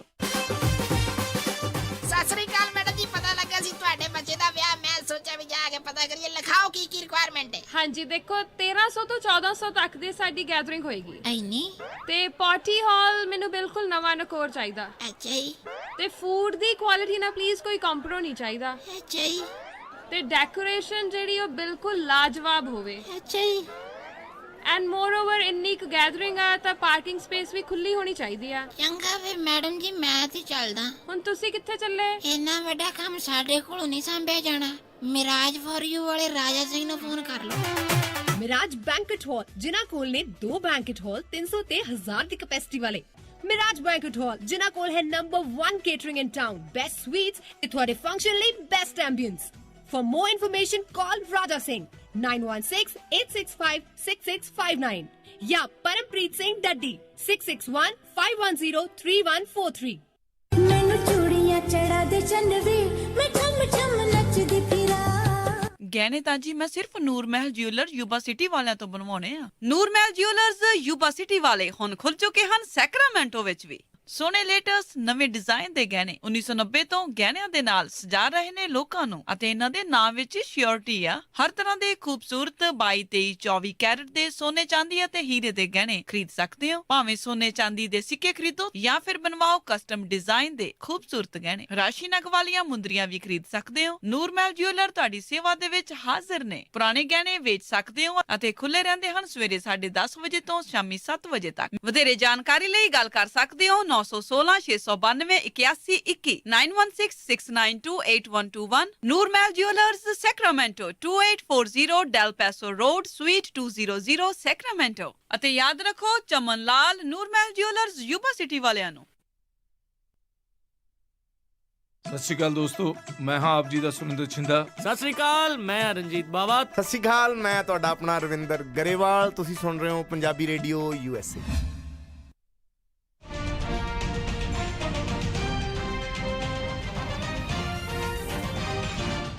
Punjabi radio USA ਸੁਣ ਰਹੇ ਸਾਰੇ ਸਰੋਤਿਆਂ ਨੂੰ ਇੱਕ ਵਾਰੀ ਫੇਰ ਨਿੱਘੀ ਜੀ ਆਇਆਂ ਨੂੰ। ਸਭ ਦਾ ਸਵਾਗਤ ਹੈ। ਇਸ ਵਕਤ ਪ੍ਰੋਗਰਾਮ ਚੱਲ ਰਿਹਾ ਜੀ ਖਬਰ ਤੇ ਨਜ਼ਰ। ਮਿੰਟੂ ਜੀ, ਜੀ ਆਇਆਂ ਨੂੰ ਸਵਾਗਤ ਹੈ ਜੀ ਇੱਕ ਵਾਰੀ ਫੇਰ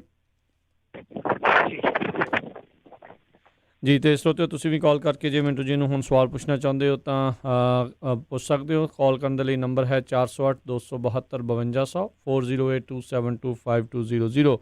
ਇਸ ਨੰਬਰ ਦੇ ਉੱਤੇ ਤੁਸੀਂ ਕਾਲ ਕਰਕੇ ਸਵਾਲ ਪੁੱਛ ਸਕਦੇ ਹੋ। ਤੇ ਆਓ ਵਾਰੀ ਸਿਰ ਆਪਣੇ ਕਾਲਰਸ ਉਹਨਾਂ ਦੇ ਨਾਲ ਗੱਲ ਕਰਦੇ ਹਾਂ। ਅਵਤਾਰ ਸਿੰਘ ਪੰਨੂ ਜੀ, ਸਤਿ ਸ਼੍ਰੀ ਅਕਾਲ ਜੀ, ਸਵਾਗਤ ਹੈ। ਬੇਨਤੀ ਹੈ ਜੀ, ਮੇਰਾ ਪਹਿਲਾ ਸਵਾਲ ਤਾਂ ਇਹ ਹੈ ਕਿ ਕੈਪਟਨ ਸਾਹਿਬ ਫੋਰਨ ਪਾਲਿਸੀ ਦੇ ਬੜੇ ਬਿਆਨ ਦਿੰਦੇ ਰਹਿੰਦੇ ਨੇ, ਜਦੋਂ ਕਿ ਇਹਨਾਂ ਦਾ ਕੰਮ ਤੇ ਪੰਜਾਬ ਨਾਲ ਸੰਬੰਧਿਤ ਆ, ਫੋਰਨ ਮਿਨਿਸਟਰੀ ਨਾਲ ਕੋਈ ਨਹੀਂ। ਦੂਸਰਾ, ਇਹ ਪਾਕਿਸਤਾਨ ਦੇ ਨਾਲ ਖਿਲਾਫ ਬੜੀਆਂ ਗੱਲਾਂ ਕਰਦੇ ਨੇ, ਤੇ ਪਾਕਿਸਤਾਨ ਦੇ ਦੋਸਤ ਵੀ ਇਹਨਾਂ ਦੇ ਜਿਹੜੇ ਨਜ਼ਦੀਕੀ ਨੇ ਸਾਰੇ ਪਾਕਿਸਤਾਨੀ ਨੇ, ਤੇ ਇਹਨਾਂ ਦੀ ਜਿਹੜੀ ਪਾਕਿਸਤਾਨੀ ਦੋਸਤ ਆ ਉਹ ਹਿੰਦੁਸਤਾਨ 'ਚ ਰਹਿਣ ਡਈ ਆ। ਤੇ ਜਦੋਂ ਤੋਂ ਚੀਫ ਮਿਨਿਸਟਰ ਬਣੇ ਤੇ ਉਹਨਾਂ ਦਾ ਖਰਚਾ ਜਿਹੜਾ ਵਾ ਕੀ ਉਹ ਮਤਲਬ ਪੰਜਾਬ ਸਰਕਾਰ ਦਿੰਦੀ ਹੈ ਜਾਂ ਕਿ ਕੈਪਟਨ ਸਾਹਿਬ ਖੁਦ ਦਿੰਦੇ ਨੇ? ਸੋ ਮੇਰੇ ਇਹ ਸਵਾਲ ਨੇ ਜੀ। ਓਕੇ, ਸਤਿ ਸ਼੍ਰੀ ਅਕਾਲ ਜੀ। ਨਹੀਂ, ਇਹਦੀ ਜਾਣਕਾਰੀ ਤੇ ਮੇਰੇ ਖਿਆਲ ਨਾਲ ਕੈਪਟਨ ਦੇ ਘਰ ਵਾਲਿਆਂ ਨੂੰ ਨਹੀਂ ਹੋਣੀ ਕਿ ਉਹਦਾ ਖਰਚਾ ਕੌਣ ਦਿੰਦੇ ਆ, ਕਿਉਂਕਿ ਜੇ ਕੋਈ RTI ਪਾਊਗਾ ਉਹਨਾਂ ਨੂੰ ਵੀ ਜਵਾਬ ਨਹੀਂ ਦੇਣਾ ਇਹਨਾਂ ਨੇ।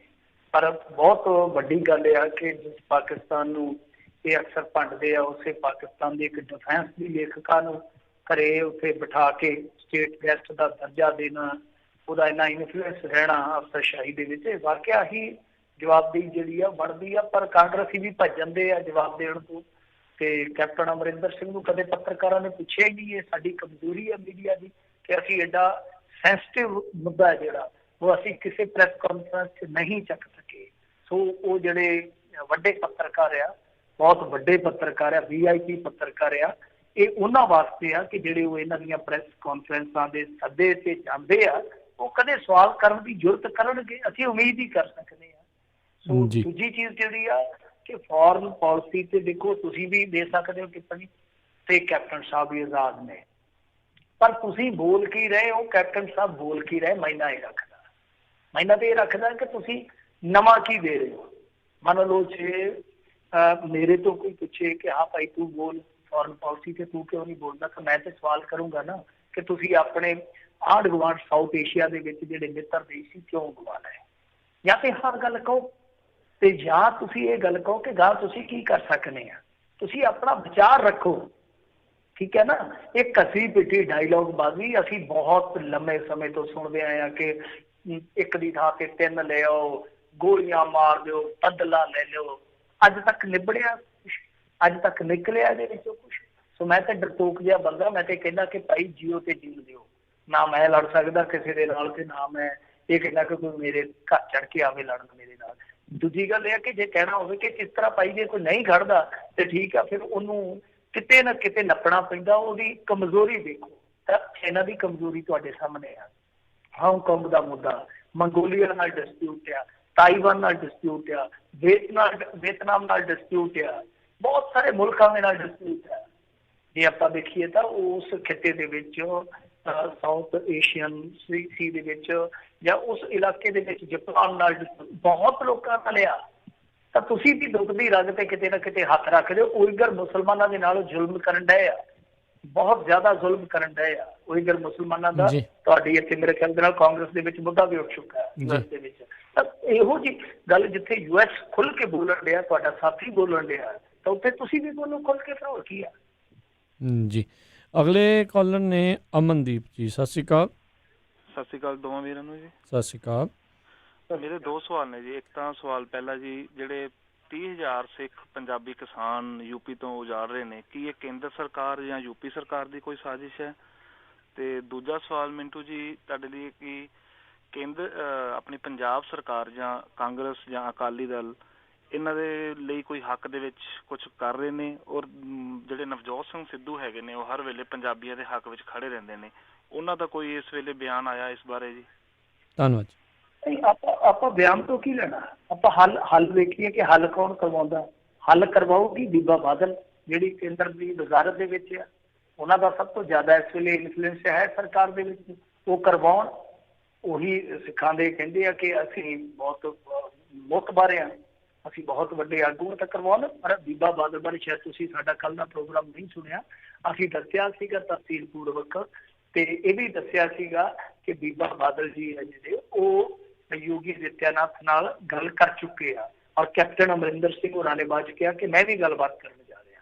ਤਾਂ ਬਾਕੀ ਕੌਣ ਜਾਣ ਰਿਹਾ ਭਾਈ, ਉਹ ਤੇ ਹੁਣ ਜੇ ਮਸਲਾ ਪੁੱਟੋਗੇ ਸਥਾਨਕ ਲੋਕ ਹੀ ਹੁੰਦੇ ਆ, ਕੁਛ ਹੇਠਲੇ ਪੱਧਰ ਤੇ ਹੋਈ ਨਹੀਂ ਤੇ ਉੱਥੇ ਕੀ ਪੁੱਟਣੇ ਲੋਕ। ਹੋ ਸਕਦਾ ਕੋਈ ਸਾਜ਼ਿਸ਼ ਡੂੰਘੀ ਵੀ ਹੋਵੇ, ਕਈ ਵਾਰ ਜੈਲਸ ਹੁੰਦੀ ਹੈ। ਮੈਂ ਕਈ ਗੱਲਾਂ ਰਿਪੀਟ ਨਹੀਂ ਕਰਨਾ ਚਾਹੁੰਦਾ। ਤਾਂ ਖੈਰ ਉਹਦੇ ਵਿੱਚ ਇਹ ਆ ਕਿ ਫਿਗਰ ਤੁਸੀਂ ਕੋਟ ਕਰ ਰਹੇ ਹੋ ਮੀਡੀਆ ਰਿਪੋਰਟਾਂ ਦਾ, ਉਹ ਕੰਟਰਾਡਿਕਟ ਹੈ। ਕੋਈ ਮੀਡੀਆ ਰਿਪੋਰਟ 5000 ਦੱਸ ਰਹੀ ਆ, ਕੋਈ 3000 ਦੱਸ ਰਹੀ ਹੈ, ਕੋਈ 30000 ਦੱਸ ਰਹੀ ਹੈ। ਸੋ ਐਗਜ਼ੈਕਟ ਫਿਗਰ ਕਿਸੇ ਕੋਲ ਨਹੀਂ ਹੈ। ਵੀ ਯੂਪੀ ਦੇ ਕਿਸੇ ਕਿਸਾਨ ਨਾਲ ਗੱਲ ਕਰਨ ਦਾ ਯਤਨ ਕਰਾਂਗੇ ਜੇ ਕੋਈ ਸਫਲ ਹੋ ਗਿਆ ਆਪਾਂ ਕਿ ਉੱਥੇ ਐਗਜ਼ੈਕਟ ਗਿਣਤੀ ਕਿੰਨੀ ਹੈ।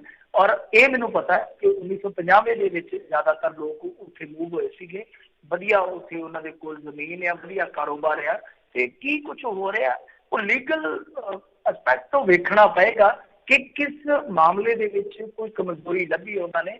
ਔਰ ਮੈਂ ਹਮੇਸ਼ਾ ਕਹਿੰਦਾ ਕਿ ਇਹੋ ਜਿਹੇ ਮਾਮਲਿਆਂ ਦੇ ਵਿੱਚ ਠੋਸ ਪਾਲਿਸੀ ਲਿਆਉਣ ਦੀ ਜ਼ਰੂਰਤ ਆ। ਔਰ ਜੇ ਪਾਲਿਸੀ ਆਏਗੀ ਤੇ ਫਿਰ ਜੇ ਕੋਈ ਇੱਧਰ ਪੰਜਾਬ 'ਚ ਬੈਠਾ ਹੈ ਨਾ, ਜੇ ਕੋਈ 20-30 ਸਾਲ ਦਾ, ਫਿਰ ਉਹਨੂੰ ਵੀ ਦੇਣੀ ਪਊਗੀ, ਉਹਨੂੰ ਵੀ ਮਾਲਕੀਅਤ ਦੇਣੀ ਪਊਗੀ, ਫਿਰ ਜਿਗਰਾ ਤੁਹਾਨੂੰ ਵੀ ਕੱਢਣਾ ਪੈਣਾ ਜੀ। ਜੀ ਅਗਲੇ ਕਾਲਰ ਨੇ ਜਤਿੰਦਰ ਜੀ, ਸਤਿ ਸ਼੍ਰੀ ਅਕਾਲ। ਹਾਂਜੀ ਸਤਿ ਸ਼੍ਰੀ ਅਕਾਲ ਜੀ। ਸਤਿ ਸ਼੍ਰੀ ਅਕਾਲ। ਮੇਰਾ ਸੀਗਾ ਪਿੰਟੂ ਜੀ, ਉਹ ਵੀਰ ਜੀ ਉਹਨਾਂ ਨੂੰ ਸਵਾਲ ਕਿ ਜੇ ਕੈਪਟਨ ਤੋਂ ਪੁੱਛ ਸਕਦੇ ਨੇ ਕਿ ਪੰਜਾਬ ਦੇ ਵਿੱਚ ਕਾਨੂੰਨ ਦਾ ਰਾਜ ਆ ਜਾਂ ਕੈਪਟਨ ਦਾ ਰਾਜ ਆ, ਬਸ ਇੰਨਾ ਹੀ ਆ ਜੀ। ਜੀ ਨਹੀਂ ਮੈਂ ਪੁੱਛਿਆ ਜੀ ਕੈਪਟਨ। ਹਾਂਜੀ ਜੇ ਤੁਸੀਂ ਉਹਨਾਂ ਤੱਕ ਸਵਾਲ ਕਰ ਸਕਦੇ ਹੋ ਜੀ। ਨਹੀਂ ਤੁਹਾਨੂੰ ਮੇਲ ਆਈਡੀ ਮਿਲ ਜਾਣੀ ਹੈ ਜੀ, ਹੁਣੇ ਲੈ ਲਓ, CM ਆਫਿਸ ਮੇਲ ਆਈਡੀ ਮਿਲ ਜਾਣੀ ਗੂਗਲ ਤੇ, ਕੁਛ ਤਕੱਲਫ ਕਰਨ ਦੀ ਜ਼ਰੂਰਤ ਨਹੀਂ ਹੈ। ਤੁਸੀਂ ਮੇਲ ਪਾਓ ਤੇ ਮੇਰੇ ਖਿਆਲ ਦੇ ਨਾਲ ਤੁਹਾਡਾ ਹੱਕ ਆ, ਤੁਹਾਡੀ ਮਿੱਟੀ ਆ, ਤੁਹਾਡਾ ਵਤਨ ਆ, ਤੁਸੀਂ ਇੱਥੇ ਜੰਮੇ ਪਲੇ ਹੋ, ਤੁਸੀਂ ਪੁੱਛ ਸਕਦੇ ਹੋ ਕਿ ਭਾਈ ਕਿਹਦਾ ਕਾਨੂੰਨ ਦਾ ਰਾਜ ਹੈ ਜਾਂ ਤੁਹਾਡਾ ਰਾਜ ਹੈ, ਅਫਸਰਸ਼ਾਹੀ ਦਾ ਰਾਜ ਹੈ। ਸੋ ਵੈਸੇ ਮੇਰੇ ਖਿਆਲ ਦੇ ਨਾਲ ਜੇ ਸਹੀ ਕਾਨੂੰਨ ਦਾ ਰਾਜ ਹੋਵੇ ਤਾਂ ਉਹ ਸਭ ਤੋਂ ਵਧੀਆ ਹੁੰਦਾ ਜੀ। ਜੀ ਵਧੀਆ ਨਾ ਜੇ ਉਹਦੇ ਮੂਹਰੇ ਲੱਗੀ ਹੋਈ। ਅਗਲੇ ਕਾਲਰ ਨੇ ਮਲਵਿੰਦਰ ਜੀ, ਸਤਿ ਸ਼੍ਰੀ ਅਕਾਲ। ਸਤਿ ਸ਼੍ਰੀ ਅਕਾਲ ਜੀ। ਸਤਿ ਸ਼੍ਰੀ ਅਕਾਲ ਦੋਨਾਂ ਵੀਰਾਂ ਨੂੰ। ਸਤਿ ਸ਼੍ਰੀ ਮੇਰੇ ਅਕਾਲ। ਕੋਲ ਦੋ ਸੀ ਕੁਐਸਚਨ ਤਾਂ ਬਾਵਾ ਸੀ। ਸਾਡਾ ਵੀ ਡਿਸਟ੍ਰਿਕਟ ਸੰਗਰੂਰ ਹੈ ਜੀ, ਪਰ ਇੱਕ ਜਿਹੜਾ ਤੁਸੀਂ ਆ DSP SP ਦੀ ਗੱਲ ਕੀਤੀ ਹੈ ਰਾਜ, ਕਹਿੰਦੇ ਇਹਨੂੰ ਜਵਾਨਤ ਮਿਲ ਗਈ ਆ, ਤੇ ਫਿਰ ਜੱਗੀ ਜੌਲ ਦਾ ਮਸਲਾ ਕੀ ਰਹਿ ਗਿਆ? ਤੇ ਇੱਕ ਦੂਜਾ ਵੀ ਕੋਈ ਲੈਂਡ ਆਰਡਰ ਦਾ ਕੋਈ ਹੈ ਹੀ ਨਹੀਂ। ਭਾਈ ਨੇ ਸਵਾਲ ਕੀਤਾ ਵੀ ਕਿਹਦਾ ਕਾਨੂੰਨ ਚੱਲ ਰਿਹਾ, ਕਿਸੇ ਦੇ 2 ਭਰਾ ਮਾਰਤੇ, ਕਿਸੇ ਦੇ 1 ਭਰਾ ਮਾਰਤੇ, ਸੋ ਜ਼ਮੀਨੀ ਝਗੜਾ ਵਟਐਵਰ ਆ। ਪਰ ਆਈ ਡੋਨਟ ਅੰਡਰਸਟੈਂਡ ਵੀ ਬਹੁਤ ਦਿਲ ਉਦੋਂ ਲੂਹ ਹੋ ਜਾਂਦਾ ਜਦੋਂ 2 ਭੈਣਾਂ ਦੇ ਮਰ ਜਾਂਦੇ ਆ, ਜਾਂ ਇਕੱਲਾ ਭਰਾ 2 ਭੈਣਾਂ ਦਾ ਮਰ ਜਾਂਦਾ, ਵੀ ਬਹੁਤ ਰੂਹ ਵੀ ਜਾਣੀ ਕਿ ਕੰਬਦੀ ਆ।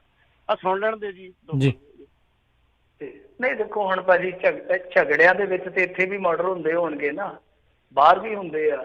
ਹੁਣ ਕੱਲੇ ਬੰਦੇ ਤੇ ਪੁਲਿਸ ਨਹੀਂ ਲੱਗ ਸਕਦੀ, ਪ੍ਰਸ਼ਾਸਨ ਨਹੀਂ ਲੱਗ ਸਕਦਾ। ਮਾਫ ਕਰਨਾ, ਜਿਹੜੀ ਗੱਲ ਜਾਇਜ਼ ਆ ਕਿ ਆਪਾਂ ਓਵਰਆਲ ਕਹਿ ਸਕਦੇ ਹਾਂ ਕਿ ਹਾਂ ਭਾਈ ਕਿਤੇ ਚੋਰੀਆਂ ਚਕਾਰੀਆਂ ਹੁੰਦੀਆਂ, ਡਕੈਤੀਆਂ ਹੁੰਦੀਆਂ, ਕਿਤੇ ਦੰਗੇ ਹੁੰਦੇ ਆ, ਫਸਾਦ ਹੁੰਦੇ ਆ, ਕਿਤੇ ਪੁਲਿਸ ਇੱਕ ਤਰਫਾ ਕਾਰਵਾਈ ਕਰਦੀ ਆ, ਜਾਂ ਕਿਤੇ ਪੁਲਿਸ ਜਿਹੜੀ ਆ ਉਹ ਧੱਕੇਸ਼ਾਹੀ ਕਰਦੀ ਆ, ਆਪਾਂ ਉੱਥੇ ਕਹਿ ਸਕਦੇ ਹਾਂ ਕਿ ਤੁਹਾਡਾ ਲਾਅ ਐਂਡ ਆਰਡਰ ਠੀਕ ਨਹੀਂ ਹੈ।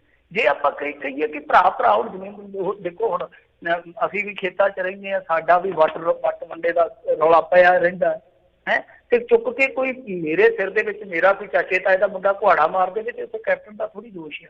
ਦੋਸ਼ ਤੇ ਉਹਦਾ ਹੈ ਕਿ ਉਹਨੂੰ ਵੇਖਣਾ ਚਾਹੀਦਾ ਕਿ ਹਾਂ ਯਾਰ ਮੈਂ ਵੱਟ ਪਿੱਛੇ ਆਪਣਾ ਭਰਾ ਮਾਰਨ ਲੱਗਾ ਤੇ ਇਹ ਵੱਟ ਇੱਥੇ ਰਹਿ ਜਾਣੀ ਆ, ਉਹ ਗਾਂ ਨੂੰ ਨਿਕਲ ਗਿਆ ਤੇ ਮੈਂ ਜੇਲ੍ਹ ਨੂੰ ਨਿਕਲ ਗਿਆ। ਤੇ ਸਾਨੂੰ ਸੋਚਣਾ ਚਾਹੀਦਾ ਹੈ ਨਾ ਕਿ ਵੱਟ ਪਿੱਛੇ ਸਾਡੇ ਵੱਟ ਹੀ ਨਿਕਲ ਜਾਂਦੇ ਆ। ਬਲਕਿ ਇਹ ਸੋਚ, ਇਹ ਮੱਤ ਤੇ ਸਾਨੂੰ ਲਿਆਉਣੀ ਚਾਹੀਦੀ ਹੈ ਨਾ। 5 ਮਰਲੇ ਜ਼ਮੀਨ ਵਾਸਤੇ ਮੈਂ 5 ਕਿੱਲੇ ਵਿਕਦੇ ਵੇਖੇ ਆ। ਆਪ ਕਰਨਾ ਸਾਡੇ ਨਾਲ ਹੋਈ ਆ, ਖੁਦ ਨਾਲ, ਸਾਡੇ ਘਰਾਂ ਨਾਲ ਹੋਈ ਆ। ਸੋ ਇਹ ਚੀਜ਼ ਜਿਹੜੀ ਆ ਉਹ ਸਾਨੂੰ ਵੀ ਸੋਚਣੀ ਪਵੇਗੀ, ਵਿਚਾਰਨੀ ਪਵੇਗੀ ਕਿ ਅਸੀਂ ਆਪਣੇ ਪੱਧਰ ਤੇ ਵੀ ਅਸੀਂ ਇਹਨਾਂ ਕੋਰਟ ਕਚਹਿਰੀ ਵਾਲੇ ਚੱਕਰਾਂ ਚੋਂ ਬਾਹਰ ਨਿਕਲੀਏ। ਬਹੁਤ ਕਰੋੜਾਂ ਅਰਬਾਂ ਰੁਪਈਆ ਜਿਹੜਾ ਅਸੀਂ ਇਹਨਾਂ ਚੱਕਰਾਂ 'ਚ ਫੂਕ ਦਿੰਦੇ ਹਾਂ ਫੋਕੀ ਹਉਮੈ ਦੇ ਵਿੱਚ। ਦੂਜਾ ਸਵਾਲ ਮਾੜਾ ਜਿਹਾ ਉਤਰਾਇਓ ਜਿੱਤੇ ਕੀ ਮੇਰੀ ਦਵਿੰਦਰ ਨੂੰ ਤਾਂ ਕਹਿੰਦੇ ਜ਼ਮਾਨਤ ਮਿਲ ਗਈ, ਜੱਗੀ ਜੌਲ ਦੇ ਮਾਮਲੇ 'ਚ ਫਿਰ ਕੀ? ਦੇਖੋ ਸਵਾਲ ਆਪਾਂ ਇਸੇ ਮਾਮਲੇ ਤੇ ਵੀ ਚੱਕੇ ਭਾਈ ਸਾਹਿਬ। ਜੱਗੀ ਜੌਲ ਦਾ ਜਿਹੜਾ ਮਸਲਾ ਉਹ ਅਲੱਗ ਆ, ਉਹਨਾਂ ਦੇ 10-11 ਕੇਸ ਆ ਮੇਰੇ ਖਿਆਲ ਦੇ ਨਾਲ। ਕੁਝ ਮਾਮਲਿਆਂ ਦੇ ਵਿੱਚ ਉਹਨਾਂ 'ਚੋਂ ਵੀ ਜ਼ਮਾਨਤ ਮਿਲੀ ਆ, ਜਿਹੜੇ ਉਹਨਾਂ ਦੇ ਨਾਲ ਦੇ ਬੰਦੇ ਆ। ਸ਼ਾਇਦ ਹੋ ਸਕਦਾ ਜੱਗੀ ਜੌਲ ਨੂੰ ਵੀ ਇੱਕ ਅੱਧੇ ਕੇਸ 'ਚ ਮਿਲ ਗਈ ਹੋਵੇ ਜ਼ਮਾਨਤ। ਤਾਂ ਇਹਦੇ ਵਿੱਚ ਵੀ ਕੀ ਆ ਕਿ ਦਵਿੰਦਰ ਤੇ 1 ਤੋਂ ਵੱਧ ਕੇਸ ਨੇ, ਸਾਰਿਆਂ ਦੇ ਵਿੱਚ ਜੇ ਜ਼ਮਾਨਤ ਮਿਲੂਗੀ ਤੇ ਰਿਹਾ ਹੋਣਾ। ਠੀਕ ਹੈ ਨਾ। ਹੁਣ ਦੇਖੋ ਤੁਸੀਂ ਜੇ ਜੱਜ ਦਾ ਕਸੂਰ ਕੱਢੋ, ਅਦਾਲਤ ਦਾ ਕਸੂਰ ਕੱਢੋ, ਉਹਨਾਂ ਦਾ ਕਸੂਰ ਕੀ ਆ? ਕਸੂਰ ਤੇ ਕੱਢਣ ਵਾਲਿਆਂ ਦਾ ਕੱਢਣਾ ਚਾਹੀਦਾ ਹੈ ਨਾ ਕਿ ਜਿਹੜੀਆਂ ਇਸ ਤਰ੍ਹਾਂ ਦੀਆਂ ਲਾਅ ਇਨਫੋਰਸਮੈਂਟ ਏਜੰਸੀਆਂ ਨੇ ਉਹ ਚਲਾਨ ਪੇਸ਼ ਕਿਉਂ ਨਹੀਂ ਕਰ ਸਕੀਆਂ? ਜੇ ਕੁਤਾਹੀ ਆ ਤੇ ਫਿਰ ਤੇ ਉਹਨਾਂ ਦੇ ਪ੍ਰੋਫੈਸ਼ਨਲਿਜ਼ਮ ਤੇ ਬਹੁਤ ਵੱਡਾ ਸਵਾਲ ਆ। ਤੇ ਜੇ ਕੋਈ ਕੌਨਸਪੀਰੇਸੀ ਆ ਫਿਰ ਤੇ ਕਹਿਣਾ ਹੀ ਕੀ ਆ? ਫਿਰ ਤੁਸੀਂ ਜੋ ਮਰਜ਼ੀ ਕਹਿ ਸਕਦੇ ਹੋ, ਤੁਹਾਡਾ ਪੱਖ ਜਿਹੜਾ ਵਾਜਬ ਆ। ਜੀ ਜੀ ਅਗਲੇ ਕਾਲਰ ਨੇ ਜੋਗਾ ਸਿੰਘ ਜੀ, ਸਤਿ ਸ਼੍ਰੀ ਅਕਾਲ। ਹਾਂ ਜੀ, ਸਤਿ ਸ਼੍ਰੀ ਅਕਾਲ ਜੀ। ਸਤਿ ਸ਼੍ਰੀ ਅਕਾਲ ਜੀ। ਮੇਰਾ ਸਵਾਲ ਹੈ ਜੀ ਪੰਜਾਬ ਦੇ ਵਿੱਚ ਸਿਆਮੀਆਂ ਫੈਕਟਰੀਆਂ ਕਿੰਨੀਆਂ ਜੀ, ਤੇ 90 ਤੋਂ ਪਹਿਲਾਂ ਕਿੰਨੀਆਂ ਸੀਆਂ ਜੀ? ਇੰਨਾ ਸਵਾਲ ਹੈ ਜੀ। ਨਹੀਂ ਦੇਖੋ 90 ਤੋਂ ਪਹਿਲਾਂ ਮੈਨੂੰ ਨਹੀਂ ਪਤਾ ਜੀ ਕਿੰਨੀਆਂ ਹੋਣੀਆਂ, ਉਦੋਂ ਕੋਈ 1-2 ਹੋਣੀਆਂ। ਠੀਕ ਹੈ, ਹਮੀਰ ਵਾਲੀ ਅਸੀਂ ਸੁਣਦੇ ਹੁੰਦੇ ਸੀ, ਯਾਦ ਆ ਤੁਹਾਨੂੰ? ਜੇ ਤੁਸੀਂ ਵੱਡੀ ਉਮਰ ਦੇ ਹੋ ਤਾਂ ਹਮੀਰ ਵਾਲੀ ਅਸੀਂ ਸੁਣਦੇ ਸੀਗੇ, ਜਾਂ ਕੋਈ ਖਾਤਾ, ਕੋਈ ਖਾਤੇ ਦੀ ਹੁੰਦੀ ਆ ਅੰਮ੍ਰਿਤਸਰ ਦੇ ਲਾਗੇ ਖਾਤਾ ਹੈਗਾ, ਸ਼ਾਇਦ ਤੁਸੀਂ ਸੁਣਿਆ ਹੋਣਾ ਰਾਜਕਰਮਵੀਰ ਸਿੰਘ ਜੀ, ਕੋਈ ਖਾਤਾ ਹੈਗਾ ਤਾਂ ਉਹ ਇੱਕ ਉੱਥੇ ਸੁਣਦੇ ਹੁੰਦੇ ਤਾਂ ਏਦਾਂ ਹੁੰਦੀਆਂ ਸੀ 1-2 ਫੈਕਟਰੀਆਂ। ਤੇ ਹੁਣ ਜੇ ਤੁਸੀਂ ਦੇਖੋਗੇ ਸਾਡੇ ਇੱਥੇ ਮੇਰੇ ਖਿਆਲ ਦੇ ਨਾਲ ਲਗਭਗ 14-15 ਹੋਣੀਆਂ, 14-15 ਦੇ ਕਰੀਬ ਜੀ।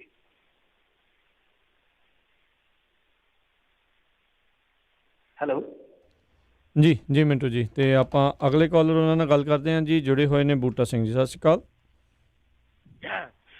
ਸਰਦਾਰ ਰਾਜ ਕਰਨਵੀਰ ਜੀ ਤੇ ਮੈਂਟੂ ਗੁਰਸਰੀਆ ਜੀ ਤੇ ਪੰਜਾਬੀ ਰੇਡੀਓ ਦੇ ਸਾਰੇ ਸੁਣਨ ਵਾਲੇ ਸਰੋਤਿਆਂ ਨੂੰ ਵਾਹਿਗੁਰੂ ਜੀ ਕਾ ਖਾਲਸਾ ਵਾਹਿਗੁਰੂ ਜੀ ਕੀ ਫਤਿਹ ਜੀ। ਵਾਹਿਗੁਰੂ ਜੀ ਕਾ ਖਾਲਸਾ ਵਾਹਿਗੁਰੂ ਜੀ ਕੀ ਫਤਿਹ।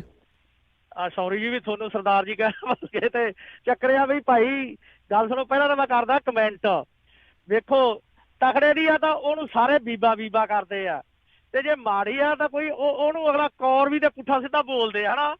ਇਹਦਾ ਜਿਹੜਾ ਘਰ ਵਾਲਾ ਸੁਖਾਵਲੀ ਉਹਨੂੰ ਪੁੱਛਣਾ ਹੋਵੇ ਉਹ ਸਿਮਰਜੀਤ ਮਾਨ, ਇੱਕ ਮਿੰਟ ਸਿਮਰਜੀਤ ਮਾਨ ਜੀ ਨੂੰ ਤੇ ਬੀਬੀ ਕਾਂਤਾ ਚਾਵਲਾ ਜੀ ਨੂੰ ਉਹ ਕੌਣ ਹੁੰਦੇ ਆ? ਮੈਂ ਉਹਨਾਂ ਨੂੰ ਕੋਲ ਜਾਣਦਾ ਕੌਣ ਹੁੰਦੇ, ਜਦੋਂ ਕਿ ਉਹਨਾਂ ਦੇ ਨਾਲੇ ਬਾਜ਼ਾਰ ਦੇ ਵਿੱਚ ਮੰਤਰੀ ਸੀ, ਨਾਲੇ ਉਹ ਸੀਨੀਅਰ ਸੀਗੇ ਸਿਮਰਜੀਤ ਮਾਨ ਜੀ ਜਿਹੜੇ, ਤੇ ਉਹ ਰਿਸਪੈਕਟ ਤਾਂ ਦੇਣੀ ਹਰੇਕ ਦਾ ਫਰਜ਼ ਬਣਦਾ, ਪਰ ਉਹਨੂੰ ਵੀ ਸਮਝਾਵੇ ਵੀ ਭਾਈ ਸਾਰਿਆਂ ਨੂੰ ਰਿਸਪੈਕਟ ਦਿਓ। ਇਹ ਨਹੀਂ ਗੱਲ ਵੀ ਮਾੜੇ ਦੀ ਤਾਂ ਜਣੇ ਕਣੇ ਦੀ ਭਾਬੀ ਤੇ ਤਕੜੇ ਦੀ ਉਹ ਜਣੇ ਕਣੇ ਦੀ ਚਾਚੀ ਤੇ ਬੇਬੇ ਜੀ। ਸਵਾਲ ਪੁੱਛੋ ਜੀ। ਹੁਣ ਮੇਰਾ ਸਵਾਲ ਹੈ ਜੀ, ਵੀ ਸਵਾਲ ਇਹ ਆ ਜੀ ਵੀ ਵੇਖੋ ਚੀਨ ਦੇ ਨਾਲ ਆਪਣਾ ਚੱਲਦਾ ਵਾਦ ਵਿਵਾਦ, ਤੇ ਮੈਂ ਤਾਂ ਇਹ ਆਣਾ ਵੀ ਸਾਰੇ ਇਕੱਠੇ ਕਰਕੇ ਜੋ ਇਹਨਾਂ ਦੇ ਪੰਡਤ ਕਹਿੰਦੇ ਆ ਐ ਕਰ ਦਿਓ, ਜਿਹੜੇ ਜਾਂ ਕਹਿੰਦੇ ਗਊ ਦਾ ਮੂਤ ਪੀਣ ਨਾਲ, ਉਹ ਸਾਰੇ ਉੱਥੇ ਇਕੱਠੇ ਕਰਕੇ ਤੇ ਜਿਹੜੇ ਇਹਨਾਂ ਦੇ ਸਾਂਝੇ MP 3-4 ਪੁੱਠੇ ਸਿੱਧੇ ਬੋਲਦੇ, ਸਾਰਿਆਂ ਨੂੰ ਉੱਥੇ ਇਕੱਠੇ ਕਰਕੇ ਛੱਡਣਾ ਚਾਹੀਦਾ ਤੇ ਉਹਨੂੰ ਸਿੱਧਾ ਹੀ ਚੀਨ ਨੂੰ ਜਿੱਤ ਲੈਣਗੇ।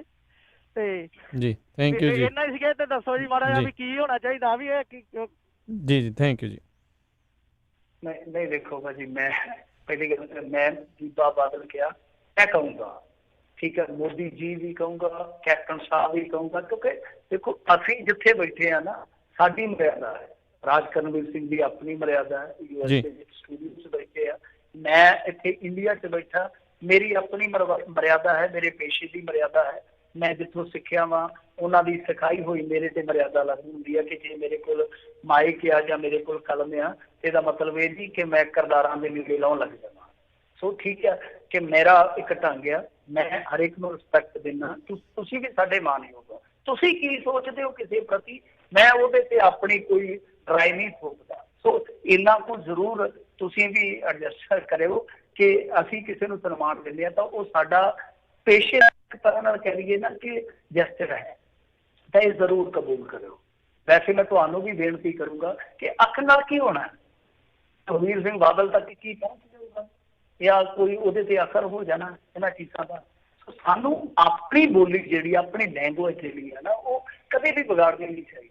ਜੇ ਅਸੀਂ ਆਲੋਚਨਾ ਕਰਦੇ ਹਾਂ ਤਾਂ ਸਾਨੂੰ ਪੋਜ਼ਿਟਿਵ ਆਲੋਚਨਾ ਕਰਨੀ ਜ਼ਰੂਰ ਸਿੱਖਣੀ ਚਾਹੀਦੀ ਹੈ, ਤਦੇ ਹੀ ਅਸੀਂ ਕੁਛ ਨਾ ਕੁਛ ਵਧੀਆ ਕਰ ਸਕਦੇ ਹਾਂ ਜ਼ਿੰਦਗੀ 'ਚ। ਕਿ ਅਸੀਂ ਜੇ ਸਿਆਸਤ ਸੁਧਾਰ ਸੋਚਦੇ ਹਾਂ ਕਿ ਅਸੀਂ ਉੱਥੇ ਕੋਈ ਵਧੀਆ ਆਈਡੀਆ ਦਈਏ ਕਿ ਯਾਰ ਏਦਾਂ ਹੋਣਾ ਚਾਹੀਦਾ, ਉਹੀ ਆਈਡੀਆ 5 ਤੱਕ ਕਨਵੇ ਹੋਵੇ, 50 ਤੱਕ ਕਨਵੇ ਹੋਵੇ, 500 ਤੱਕ ਕਨਵੇ ਹੋਵੇ, ਉਹੀ ਆਈਡੀਆ ਮੁੜ ਕੇ ਇਸ਼ੂ ਬਣੇ ਕਿ ਹਾਂ ਭਾਈ ਇਹ ਮੁੱਦਾ ਹੈ ਸਾਡਾ, ਯਾਰ ਇਸ ਤਰ੍ਹਾਂ ਕੀਤਾ ਜਾਣਾ ਚਾਹੀਦਾ।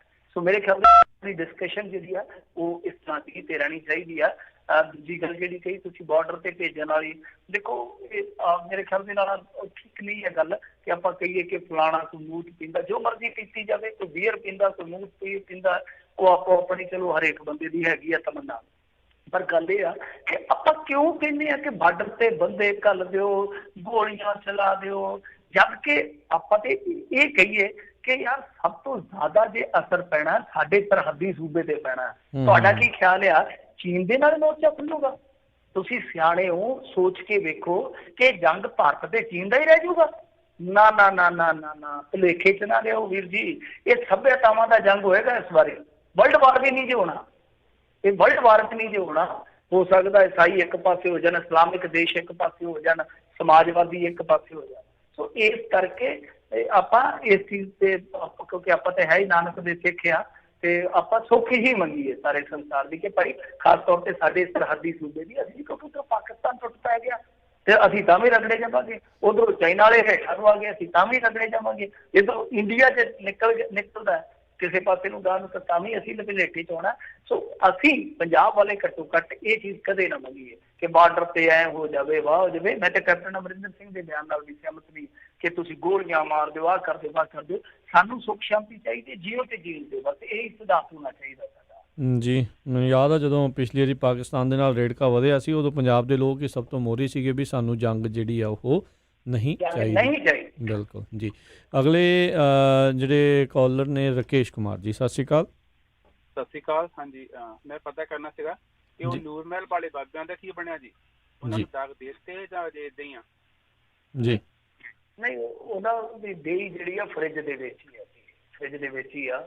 ਸੋ ਉਹਦੇ ਵਿੱਚ ਵੀ ਮੈਂ ਸਮਝਦਾ ਕਿ ਕਾਨੂੰਨੀ ਜਿਹੜਾ ਰਸਤਾ ਅਖਤਿਆਰ ਕੀਤਾ ਉਹੀ ਰਸਤਾ ਸੀ ਜੋ ਉਹਦੇ ਕੋਲ ਸੀਗਾ। ਹਾਈ ਕੋਰਟ 'ਚ ਗਿਆ ਸੀ ਮਸਲਾ, ਕਿਉਂਕਿ ਕਿਸੇ ਦਾ ਸੰਸਕਾਰ ਜ਼ਬਰਦਸਤੀ ਕਰਵਾਉਣਾ ਸ਼ਾਇਦ ਕਾਨੂੰਨ ਦੇ ਨਹੀਂ, ਕਿਉਂਕਿ ਉਹਨਾਂ ਨੇ ਕਹਿ ਦਿੱਤਾ ਕਿ ਮਮੀਆਂ ਵੀ ਰੱਖੀਆਂ ਜਾਂਦੀਆਂ ਨਾ, ਉਹਨਾਂ ਦਾ ਤਰਕ ਸੀਗਾ ਕਿ ਲਾਸ਼ਾਂ ਜਿਹੜੀਆਂ ਪ੍ਰੀਜ਼ਰਵ ਵੀ ਕੀਤੀਆਂ ਜਾਂਦੀਆਂ ਨਾ, ਤਾਂ ਤੁਸੀਂ ਧੱਕੇ ਨਾਲ ਸੰਸਕਾਰ ਨਹੀਂ ਕਰਵਾ ਸਕਦੇ। ਤਾਂ ਕੋਰਟ ਨੇ ਸ਼ਾਇਦ ਤਰਕ ਜਾਂ ਉਹ ਦਲੀਲ ਜਿਹੜੀ ਆ ਮੰਨੀ ਆ, ਪਰ ਇਹ ਕਿਹਾ ਕਿ ਇਹਦੇ ਨਾਲ ਭਾਈ ਇਹ ਨਹੀਂ ਬਿਮਾਰੀ ਨਹੀਂ ਫੈਲਣੀ ਚਾਹੀਦੀ, ਵਾਤਾਵਰਨ ਨਹੀਂ ਖਰਾਬ ਹੋਣਾ ਚਾਹੀਦਾ, ਜ਼ਿੰਮੇਵਾਰੀ ਤੁਹਾਡੀ ਹੈ। ਠੀਕ ਹੈ, ਜਦੋਂ ਕੋਰਟ ਨੇ ਕਹਿ ਦਿੱਤਾ, ਪਰ ਰੌਲਾ ਇਹ ਕਿ ਹੁਣ ਖਰਚਾ ਪਤਾ ਨਹੀਂ ਕਿਹਦੇ ਤੇ ਪੈ ਰਿਹਾ, ਡੇਰੇ ਤੇ ਪੈ ਰਿਹਾ। ਜੇ ਡੇਰੇ ਤੇ ਪੈ ਰਿਹਾ ਤਦ ਠੀਕ ਹੈ, ਪਰ ਉਹ ਜਿਹੜੀ ਸਿਕਿਉਰਿਟੀ ਲੱਗੀ ਆ ਉਹਦਾ ਖਰਚਾ ਤੇ ਟੈਕਸ ਤੇ ਪੈ ਰਿਹਾ ਨਾ। ਜੀ ਜੀ ਮਿੰਟੂ ਜੀ, ਇੱਥੇ ਇੱਕ ਸਵਾਲ ਆਉਂਦਾ ਆ ਵੀ ਇੱਕ ਪਾਸੇ ਤੋਂ ਕਹੀ ਜਾਂਦੇ ਵੀ ਸਮਾਧੀ 'ਚ, ਤੇ ਇੱਕ ਪਾਸੇ ਅਦਾਲਤ 'ਚੋਂ ਕਹਿੰਦੇ ਵੀ ਮਮੀ ਰੱਖੀ ਜਾਂਦੀ ਹੈ, ਸੋ ਉਸ ਨੂੰ ਲਾਸ਼ ਦੇ ਨਾਲ ਤੁਲਨਾ ਕਰ ਰਹੇ ਆ। ਨਹੀਂ ਨਹੀਂ, ਬਿਲਕੁਲ ਬਿਲਕੁਲ। ਦੇਖੋ ਇਹ ਉਹਨਾਂ ਦੀ ਭਾਵਨਾ, ਪਰ ਜਦੋਂ ਕਾਨੂੰਨੀ ਲੜਾਈ ਹੋਏਗੀ, ਜਦੋਂ ਕਹਿੰਦੇ ਪਹਿਲਾਂ ਕਿਉਂਕਿ ਆਰਡਰ ਆ ਗਿਆ ਸੀ ਨਾ ਕਿ ਸੰਸਕਾਰ ਕਰਾਓ, ਤੁਹਾਨੂੰ ਯਾਦ ਹੋਣਾ ਜੀ ਜੀ ਜੀ, ਉਹਨਾਂ ਨੇ ਦੁਬਾਰਾ ਅਪੀਲ ਕੀਤੀ ਸੀ। ਤਾਂ ਹੁਣ ਦੇਖੋ ਕਾਨੂੰਨੀ ਲੜਾਈ ਤਾਂ ਫਿਰ ਕਾਨੂੰਨੀ ਗਰਾਊਂਡਾਂ ਤੇ ਲੜੀ ਜਾਂਦੀ ਹੈ ਨਾ, ਕਿ ਤੁਸੀਂ ਧੱਕੇ ਨਾਲ ਸੰਸਕਾਰ ਨਹੀਂ ਕਰਵਾ ਸਕਦੇ, ਸਾਡੇ ਕਾਨੂੰਨ 'ਚ ਨਹੀਂ ਲਿਖਿਆ। ਕਿਉਂਕਿ ਇੱਥੇ ਲਾਸ਼ਾਂ ਜਿਹੜੀਆਂ ਉਹ ਪਾਣੀ 'ਚ ਵੀ ਰੋੜੀਆਂ ਜਾਂਦੀਆਂ ਹੈਗੀਆਂ ਨਾ ਰੀਤ, ਕਈ ਲਾਸ਼ਾਂ ਜਿਹੜੀਆਂ ਪਾਣੀ 'ਚ ਰੋੜਦੇ ਆ, ਕਈ ਲੋਕ ਜਿਹੜੇ ਆ ਪ੍ਰੀਜ਼ਰਵ ਕਰਕੇ ਰੱਖਦੇ ਆ, ਮਮੀਆਂ ਰੱਖਦੇ ਆ ਨਾ। ਇਹ ਦਲੀਲਾਂ ਦਿੱਤੀਆਂ ਗਈਆਂ ਸਾਨੂੰ ਉਸ ਟਾਈਮ, ਜਿਹੜੀਆਂ ਮੀਡੀਆ ਰਿਪੋਰਟਾਂ ਸੀਗੀਆਂ। ਸੋ ਉਹ ਕਾਨੂੰਨੀ ਲੜਾਈ, ਕਾਨੂੰਨੀ ਚੌਕਸੀ 'ਚ ਤੁਹਾਨੂੰ ਪਤਾ ਜਿਸ ਤਰ੍ਹਾਂ ਦੀ ਹੁੰਦੀ ਹੈ, ਉੱਥੇ ਫਿਰ ਇਸ ਤਰ੍ਹਾਂ ਦੇ ਤਰਕ ਸ਼ੁਰਤੀ ਕੱਢੇ ਜਾਂਦੇ ਆ, ਪਰ ਉਹ ਸਮਾਧੀ ਮੰਨਦੇ ਆ। ਪਰ ਕਾਨੂੰਨੀ ਲੜਾਈ ਦੇ ਵਿੱਚ ਉਹ ਜਾ ਕੇ ਕੁਛ ਵੀ ਦਲੀਲ ਤਰਕ ਦਿੰਦੇ ਆ, ਉਹ ਭਾਵਨਾ ਅਲੱਗ ਆ, ਕਿਉਂਕਿ ਉੱਥੇ ਕਾਨੂੰਨੀ ਲੜਾਈ ਹੈ। ਪਰ ਇਹ ਵਾਕਿਆ ਤੁਹਾਡਾ ਸਵਾਲ ਵਾਜਬ ਹੈ ਕਿ ਉਸ ਕਾਨੂੰਨੀ ਲੜਾਈ ਦੇ ਵਿੱਚ ਜੋ ਤਰਕ ਦਲੀਲਾਂ ਨੇ ਉਹ ਵੱਖਰੀਆਂ, ਉਹ ਭਾਵਨਾਵਾਂ ਤੋਂ ਉਲਟਿਆ। ਜੀ ਜੀ। ਤੇ ਮਿੰਟੂ ਜੀ, ਸਮਾਂ ਵੀ ਆਪਣਾ ਸਮਾਪਤੀ ਦੇ ਵੱਲ ਆ। ਆਪਾਂ ਜਦੋਂ ਚੀਨ ਦੇ ਨਾਲ ਲੜਾਈ ਦੀ ਗੱਲ ਆਉਂਦੀ ਸੀ, ਤੁਸੀਂ ਕਹਿੰਦੇ ਸੀ ਵੀ ਲੜਾਈ ਲੱਗਣੀ ਅਸੰਭਵ ਜਿਹਾ ਹੀ ਜਿਹੜਾ ਇੱਕ ਕੰਮ ਹੈਗਾ ਆ। ਇੰਨੇ ਜ਼ਿਆਦਾ ਫੌਜੀ ਜਿਹੜੇ ਬਗੈਰ ਕਹਿ ਲਓ ਵੀ ਗੋਲੀਆਂ ਤੋਂ ਮਾਰੇ ਜਾ ਰਹੇ ਆ, ਦੋਨੋਂ ਪਾਸਿਓਂ ਇਹ ਜਿਹੜੀਆਂ ਰਿਪੋਰਟਾਂ ਆ ਉਹ ਆ ਰਹੀਆਂ ਆ। ਕੀ ਇਹ ਕਾਰਨ ਜਿਹੜਾ, ਕਿੱਥੇ ਤੱਕ ਤੁਹਾਨੂੰ ਲੱਗਦਾ ਵੀ ਇਹ ਕੰਮ ਜਿਹੜਾ ਉਹ ਵਧੂਗਾ? ਕਿ ਵਾਕਿਆ ਹੀ ਭਾਰਤ ਜਾਂ ਚੀਨ ਦੇ ਵਿੱਚ ਇਹ ਯੁੱਧ ਦਾ ਖਤਰਾ ਹੈਗਾ ਆ ਜਾਂ ਨਹੀਂ ਹੈਗਾ? ਨਹੀਂ ਹੁੰਦਾ ਯੁੱਧ। ਮੈਂ ਤੁਹਾਨੂੰ ਦੱਸਦਾ, ਜਦੋਂ 1962 ਵਾਲਾ ਯੁੱਧ ਨਿਬੜ ਗਿਆ ਸੀਗਾ ਨਾ, ਬਹੁਤ ਘੱਟ ਲੋਕਾਂ ਨੂੰ ਪਤਾ ਹੋਊਗਾ ਕਿ 67 ਦੇ ਵਿੱਚ ਵੀ ਇੱਕ ਯੁੱਧ ਹੋਇਆ ਛੋਟਾ ਜਿਹਾ, ਨਾਥੂ ਲਾ ਹੈ ਨਾ, ਜਿਹੜਾ ਨਾਥੂ ਲਾ ਪਾਸ। ਤੁਸੀਂ ਗੂਗਲ ਮੈਪ ਦੇ ਵਿੱਚ ਹੁਣੇ ਜਾਓ, ਨਾਥੂ ਲਾ ਪਾਸ ਪੜ੍ਹ ਲਓ, ਹਨਾ, ਤੁਹਾਨੂੰ ਲੋਕੇਸ਼ਨ, ਐਗਜ਼ੈਕਟ ਲੋਕੇਸ਼ਨ ਆ ਜਾਏਗੀ। ਉਹ ਤੁਸੀਂ ਪੇਜ ਤੇ ਵੀ ਪਾ ਸਕਦੇ। ਨਾਥੂ ਲਾ ਵਾਰ ਲਿਖ ਲਓ ਜਾਂ ਨਾਥੂ ਲਾ ਜੋ ਵੀ ਅੰਗਰੇਜ਼ੀ ਦੇ ਵਿੱਚ ਝੜਪ ਲਿਖ ਲਓ, ਜੋ ਮਰਜ਼ੀ ਲਿਖ ਲਓ, ਵਾਰ ਲਿਖ ਲਓ ਤਾਂ ਵੀ ਆ ਜਾਏਗਾ। ਤਾਂ ਉਹ 1967 ਦੇ ਵਿੱਚ ਸੀ। ਉਹਦੇ 'ਚ ਇੰਡੀਆ ਨੇ ਚਾਈਨਾ ਨੂੰ ਬਹੁਤ ਬੁਰੀ ਤਰ੍ਹਾਂ ਮਾਂਜਤਾ ਸੀਗਾ। ਇਹ ਸੱਚ ਹੈ, ਤੱਥ ਹੈ। ਬਾਅਦ ਤੋਂ ਬਾਅਦ 50 ਸਾਲਾਂ ਬਾਅਦ, ਪਰ ਉਸ ਤੋਂ ਬਾਅਦ, ਉਸ ਲੜਾਈ ਤੋਂ ਬਾਅਦ ਵੀ ਜਿੱਥੇ 300-400 ਚੀਨੀ ਫੌਜੀ ਮਾਰਿਆ ਗਿਆ ਸੀਗਾ, ਬੜੀ ਬਹਾਦਰੀ ਨਾਲ ਲੜੇ ਸੀਗੇ ਇੰਡੀਅਨ ਆਰਮੀ ਵਾਲੇ। ਤੇ ਇਹਨਾਂ ਦੀ ਕੈਜੂਅਲਟੀ ਮੇਰੇ ਖਿਆਲ ਦੇ ਨਾਲ 88 ਡੈਥ ਦੀ ਸੀਗੀ। ਠੀਕ ਹੈ ਜੀ। ਤਾਂ ਉਹਨਾਂ ਦੀ ਜਿਹੜੀ ਸੀਗੀ ਕੈਜੂਅਲਟੀ ਉਹ 300-400 ਤੀਕ ਸੀਗੀ। ਜਿਹੜੇ ਪੁਰਾਣੇ ਫੌਜੀ ਉਹਨਾਂ ਨੂੰ ਪਤਾ ਹੋਏਗਾ ਨਾਥੂਲਾ ਦੀ ਲੜਾਈ ਦਾ। ਤਾਂ ਉਸ ਤੋਂ ਬਾਅਦ ਵੀ ਜੰਗ ਨਹੀਂ ਸੀ ਹੋਇਆ, ਜੰਗ ਨਹੀਂ ਸੀ ਹੋਇਆ। ਸੋ ਮੇਰਾ ਮੰਨਣਾ ਹੈ ਕਿ ਠੀਕ ਹੈ, ਇੱਕ ਬਹੁਤ ਵੱਡਾ ਜਿੱਦਾਂ ਕਹਿ ਲਈਏ ਫੇਸ ਆਫ ਹੋਇਆ, ਇਹਦੇ ਵਿੱਚ ਨੁਕਸਾਨ ਹੋ ਗਿਆ, ਕੈਜੂਅਲਟੀ। ਮੈਂ ਤੇ ਮੰਨਦਾ ਕਿ ਦੇਖੋ ਦੋਵਾਂ ਪਾਸਿਆਂ ਤੋਂ ਪੁੱਤ ਜਿਹੜੇ ਮਾਵਾਂ ਦੇ ਮਰਦੇ ਆ, ਨਹੀਂ ਹੋਣਾ ਚਾਹੀਦਾ। ਨੁਕਸਾਨ ਹੋਇਆ, ਕੈਜੂਅਲਟੀ ਹੋਈ ਆ, ਪਰ ਮੇਰਾ ਹਾਲੇ ਵੀ ਮੰਨਣਾ ਲੜਾਈ ਹੋਈ। ਤੁਸੀਂ ਦੇਖੋ ਨਾ ਕਿ ਜਿਹੜੀ ਗੱਲਬਾਤ ਆ ਉਹਦਾ ਚੈਨਲ ਖੁੱਲ੍ਹਾ ਵਾ, ਗੱਲਬਾਤ ਇੱਕ ਦਿਨ ਵੀ ਨਹੀਂ ਟੁੱਟੀ। ਕੱਲ ਫੋਰਨ ਮਿਨਿਸਟਰੀ ਨੇ ਗੱਲ ਕੀਤੀ ਆ, ਦੋਹਾਂ ਦੇਸ਼ਾਂ ਦੀ ਨੇ। ਅੱਜ ਇਹਨਾਂ ਦੀ ਮੇਰੇ ਖਿਆਲ ਦੇ ਨਾਲ ਲੈਫਟੀਨੈਂਟ ਜਨਰਲ ਪੱਧਰ ਦੀ ਗੱਲ ਹੋ ਰਹੀ ਹੈ। ਸੋ ਗੱਲਬਾਤ ਨਹੀਂ ਟੁੱਟ ਰਹੀ। ਹੁਣ ਇਹਨਾਂ ਦੇ ਜਿਹੜੇ ਚਾਈਨਾ ਦੇ ਜਿਹੜੇ ਹੈਗੇ ਵਿਦੇਸ਼ ਮੰਤਰਾਲੇ ਦੇ ਤਰਜਮਾਨ ਉਹਨਾਂ ਦੇ ਆਪਾਂ ਬਿਆਨ ਨੂੰ ਕੋਟ ਕਰਕੇ ਹਟੇ ਹਾਂ। ਉਹਨਾਂ ਨੇ ਵੀ ਅੱਛਾ ਬਿਆਨ ਦਿੱਤਾ ਜੈਸਚਰ ਵਾਲਾ ਕਿ ਹਾਂਜੀ ਦੇਖੋ ਜੀ ਸਾਡੇ ਇੱਥੇ ਕੋਈ ਵੀ ਬੰਦਾ ਜਿਹੜਾ ਹੁਣ ਬੰਦੀ ਨਹੀਂ ਹੈਗਾ। ਤਾਂ ਇਹਦਾ ਮਤਲਬ ਇਹ ਹੋਆ ਕਿ ਚਾਈਨਾ ਜਿਹੜਾ ਉਹ ਜੋ ਕਰਨਾ ਚਾਹੁੰਦਾ ਸੀ ਉਹਦੇ 'ਚ ਮੇਰੇ ਖਿਆਲ ਦੇ ਨਾਲ ਕਿਤੇ ਨਾ ਕਿਤੇ ਕਾਮਯਾਬ ਰਿਹਾ। ਉਹਨੇ ਇੰਡੀਆ ਨੂੰ ਜਿੱਦਾਂ ਕਹਿ ਲਈਏ ਕਿ ਇੱਕ ਤਰ੍ਹਾਂ ਨਾਲ ਕੁਛ ਵਿਖਾਉਣ ਦਾ ਯਤਨ ਕੀਤਾ, ਝਟਕਾ ਦੇਣ ਦਾ ਯਤਨ ਕੀਤਾ, ਜਿਵੇਂ ਕਹਿੰਦੇ ਨੇ ਝੱਗੇ ਦਾ ਨਾਪ ਲਿਆ ਫਲਾਣੇ ਨੇ, ਤਾਂ ਦੁਨੀਆ ਦੇ ਵਿੱਚ ਵੀ ਵਿਖਾਇਆ। ਪਰ ਉਹਦੇ 'ਚ ਇਹ ਆ ਕਿ ਇੰਡੀਆ ਆਪਣੇ ਤਰੀਕੇ ਦੇ ਨਾਲ ਹੁਣ ਉਸ ਚੀਜ਼ ਨੂੰ ਲਊਗਾ ਕਿ ਕੈਜੂਅਲਟੀ ਉਹਨਾਂ ਦੀ ਵੱਧ ਹੋਈ ਹੈ ਇਸ ਮਾਮਲੇ ਦੇ ਵਿੱਚ ਇਹ ਵੱਧ।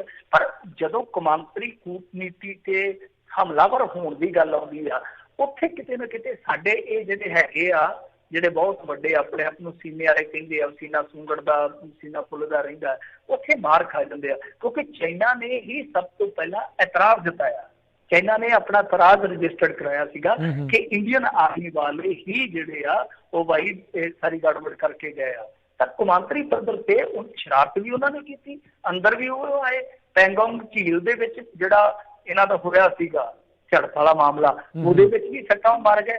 ਉਸ ਤੋਂ ਬਾਅਦ ਇਸ ਮਾਮਲੇ ਦੇ ਵਿੱਚ ਵੀ ਉਹਨਾਂ ਨੇ ਬਹੁਤ ਵੱਡੇ ਜ਼ਖਮ ਦਿੱਤੇ ਇੰਡੀਆ ਨੂੰ, ਔਰ ਉਸ ਤੋਂ ਬਾਅਦ ਕੌਮਾਂਤਰੀ ਪੱਧਰ ਤੇ ਉਹ ਇੰਡੀਆ ਦੀ ਗਲਤੀ ਕੱਢ ਰਹੇ ਆ, ਜਦ ਕਿ ਇੰਡੀਆ ਨੂੰ ਫੌਰੀ ਤੌਰ ਤੇ ਹਮਲਾ ਕਰ ਦੇਣਾ ਚਾਹੀਦਾ ਸੀ ਉਹਨਾਂ ਤੇ, ਹਮਲਾ ਸ਼ਬਦਾਂ ਦਾ ਕਿ ਭਾਈ ਇਹ ਚਾਈਨਾ ਨਹੀਂ ਸੁਧ ਰਿਹਾ ਔਰ ਇਹ ਚਾਈਨਾ ਆ ਕੁਛ ਕਰ ਰਿਹਾ ਸਾਡੇ ਨਾਲ। ਪਰ ਇਹਨਾਂ ਨੇ ਲੁਕਾਉਣ ਦਾ ਯਤਨ ਕੀਤਾ, ਸਿਆਸੀ ਨਫੇ ਨੁਕਸਾਨ ਦੇਣ ਦਾ ਯਤਨ ਕੀਤਾ ਜਦ ਤੱਕ ਉਹ ਆਪਣੀ ਕਾਰਵਾਈ ਕਰਕੇ। ਸੋ ਚੀਨੀ ਡਿਪਲੋਮੈਸੀ ਜਿੱਦਾਂ ਚੱਲਦੀ ਹੈ ਇਹਨਾਂ ਨੂੰ ਉਹ ਸਹਾਰਦਾ ਹੋਣਾ ਪਊਗਾ, ਜਾਂ ਤੇ ਉਹਨਾਂ ਦੇ ਨਾਲ ਰਲ ਮਿਲ ਕੇ ਚੱਲਣ ਵਧੀਆ ਗੱਲ ਹੈ, ਤੇ ਜਾਂ ਫਿਰ ਉਹਨਾਂ ਦੀ ਦੁੱਖ ਦੀ ਰਗ ਤੇ ਵੀ ਹੱਥ ਕਰਨਾ। ਦੁੱਖ ਦੀ ਰਗ ਮੈਂ ਤੁਹਾਨੂੰ ਦੱਸਿਆ ਕਿ ਉਹਨਾਂ ਦੀ ਇੱਕ ਦੀ ਕਈ ਰਗਾਂ ਨੇ, ਫਿਰ ਉਹ ਵੀ ਛੇੜਨਾ ਸ਼ੁਰੂ ਕਰ ਦੇਣ। ਹੁਣ ਤੇ ਇਹ ਸਿਕਿਉਰਿਟੀ ਕਾਉਂਸਲ 'ਚ ਵੀ ਚੱਲ ਗਏ UN ਦੀ 'ਚ, ਉੱਥੇ ਜਾ ਕੇ ਮੁੱਦਾ ਚੁੱਕ ਸਕਦੇ। ਹਾਲਾਂਕਿ ਅਮਰੀਕਾ ਪੂਰਾ ਜ਼ੋਰ ਲਾਏਗਾ ਕਿ ਮੈਨੂੰ ਜਿੱਥੋਂ ਤੱਕ ਹੈ ਅੰਦਾਜ਼ਾ, ਅਮਰੀਕਾ ਪੂਰਾ ਜ਼ੋਰ ਲਾਏਗਾ ਕਿ ਇਹਨਾਂ ਨੂੰ ਸਥਾਈ ਮੈਂਬਰਸ਼ਿਪ ਦਵਾ ਦਈਏ। ਪਰ ਸਥਾਈ ਮੈਂਬਰਸ਼ਿਪ ਹਾਲੇ ਸੌਖੀ ਨਹੀਂ ਹੈ, ਤੇ ਇਹ ਉੱਥੇ ਚਲੋ ਜੇ ਹੁਣ ਯੂਨਾਈਟਿਡ ਸਿਕਿਉਰਿਟੀ ਕਾਉਂਸਲ ਦੇ ਵਿੱਚ ਜਾ ਕੇ ਗੱਲ ਕਹਿੰਦੇ ਆ, UN ਦੇ ਵਿੱਚ ਜਾ ਕੇ ਸਿਕਿਉਰਿਟੀ ਕਾਉਂਸਲ ਦੇ ਵਿੱਚ ਗੱਲ ਕਹਿੰਦੇ ਆ ਕਿ ਉਹ ਇੱਧਰ ਮੁਸਲਮਾਨਾਂ ਨਾਲ ਐਂ ਕਰ ਰਹੇ ਆ, ਕਿਉਂਕਿ ਉਹ ਕਸ਼ਮੀਰ ਦਾ ਮੁੱਦਾ ਜਦੋਂ ਆਉਂਦਾ ਤੇ ਉਹ ਤੁਹਾਨੂੰ ਪਤਾ ਹੀ ਕਿਸ ਤਰ੍ਹਾਂ ਦਾ ਝੁਕਾਅ ਰੱਖਦੇ ਆ।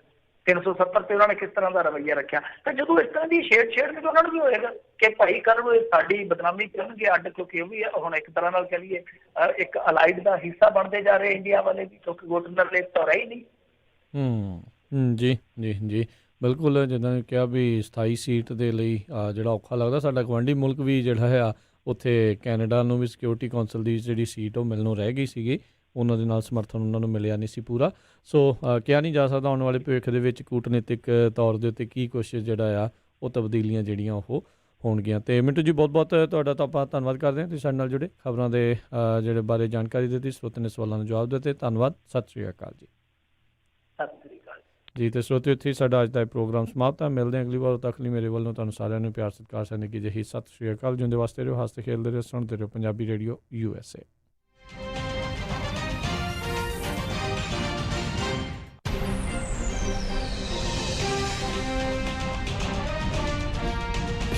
ਤੁਸੀਂ ਸੁਣ ਰਹੇ ਹੋ KOBO Yuba city 1450 AM, KIID Sacramento 1470 AM, KWRU Fresno 1300 AM, KLHC Bakersfield 1350 AM,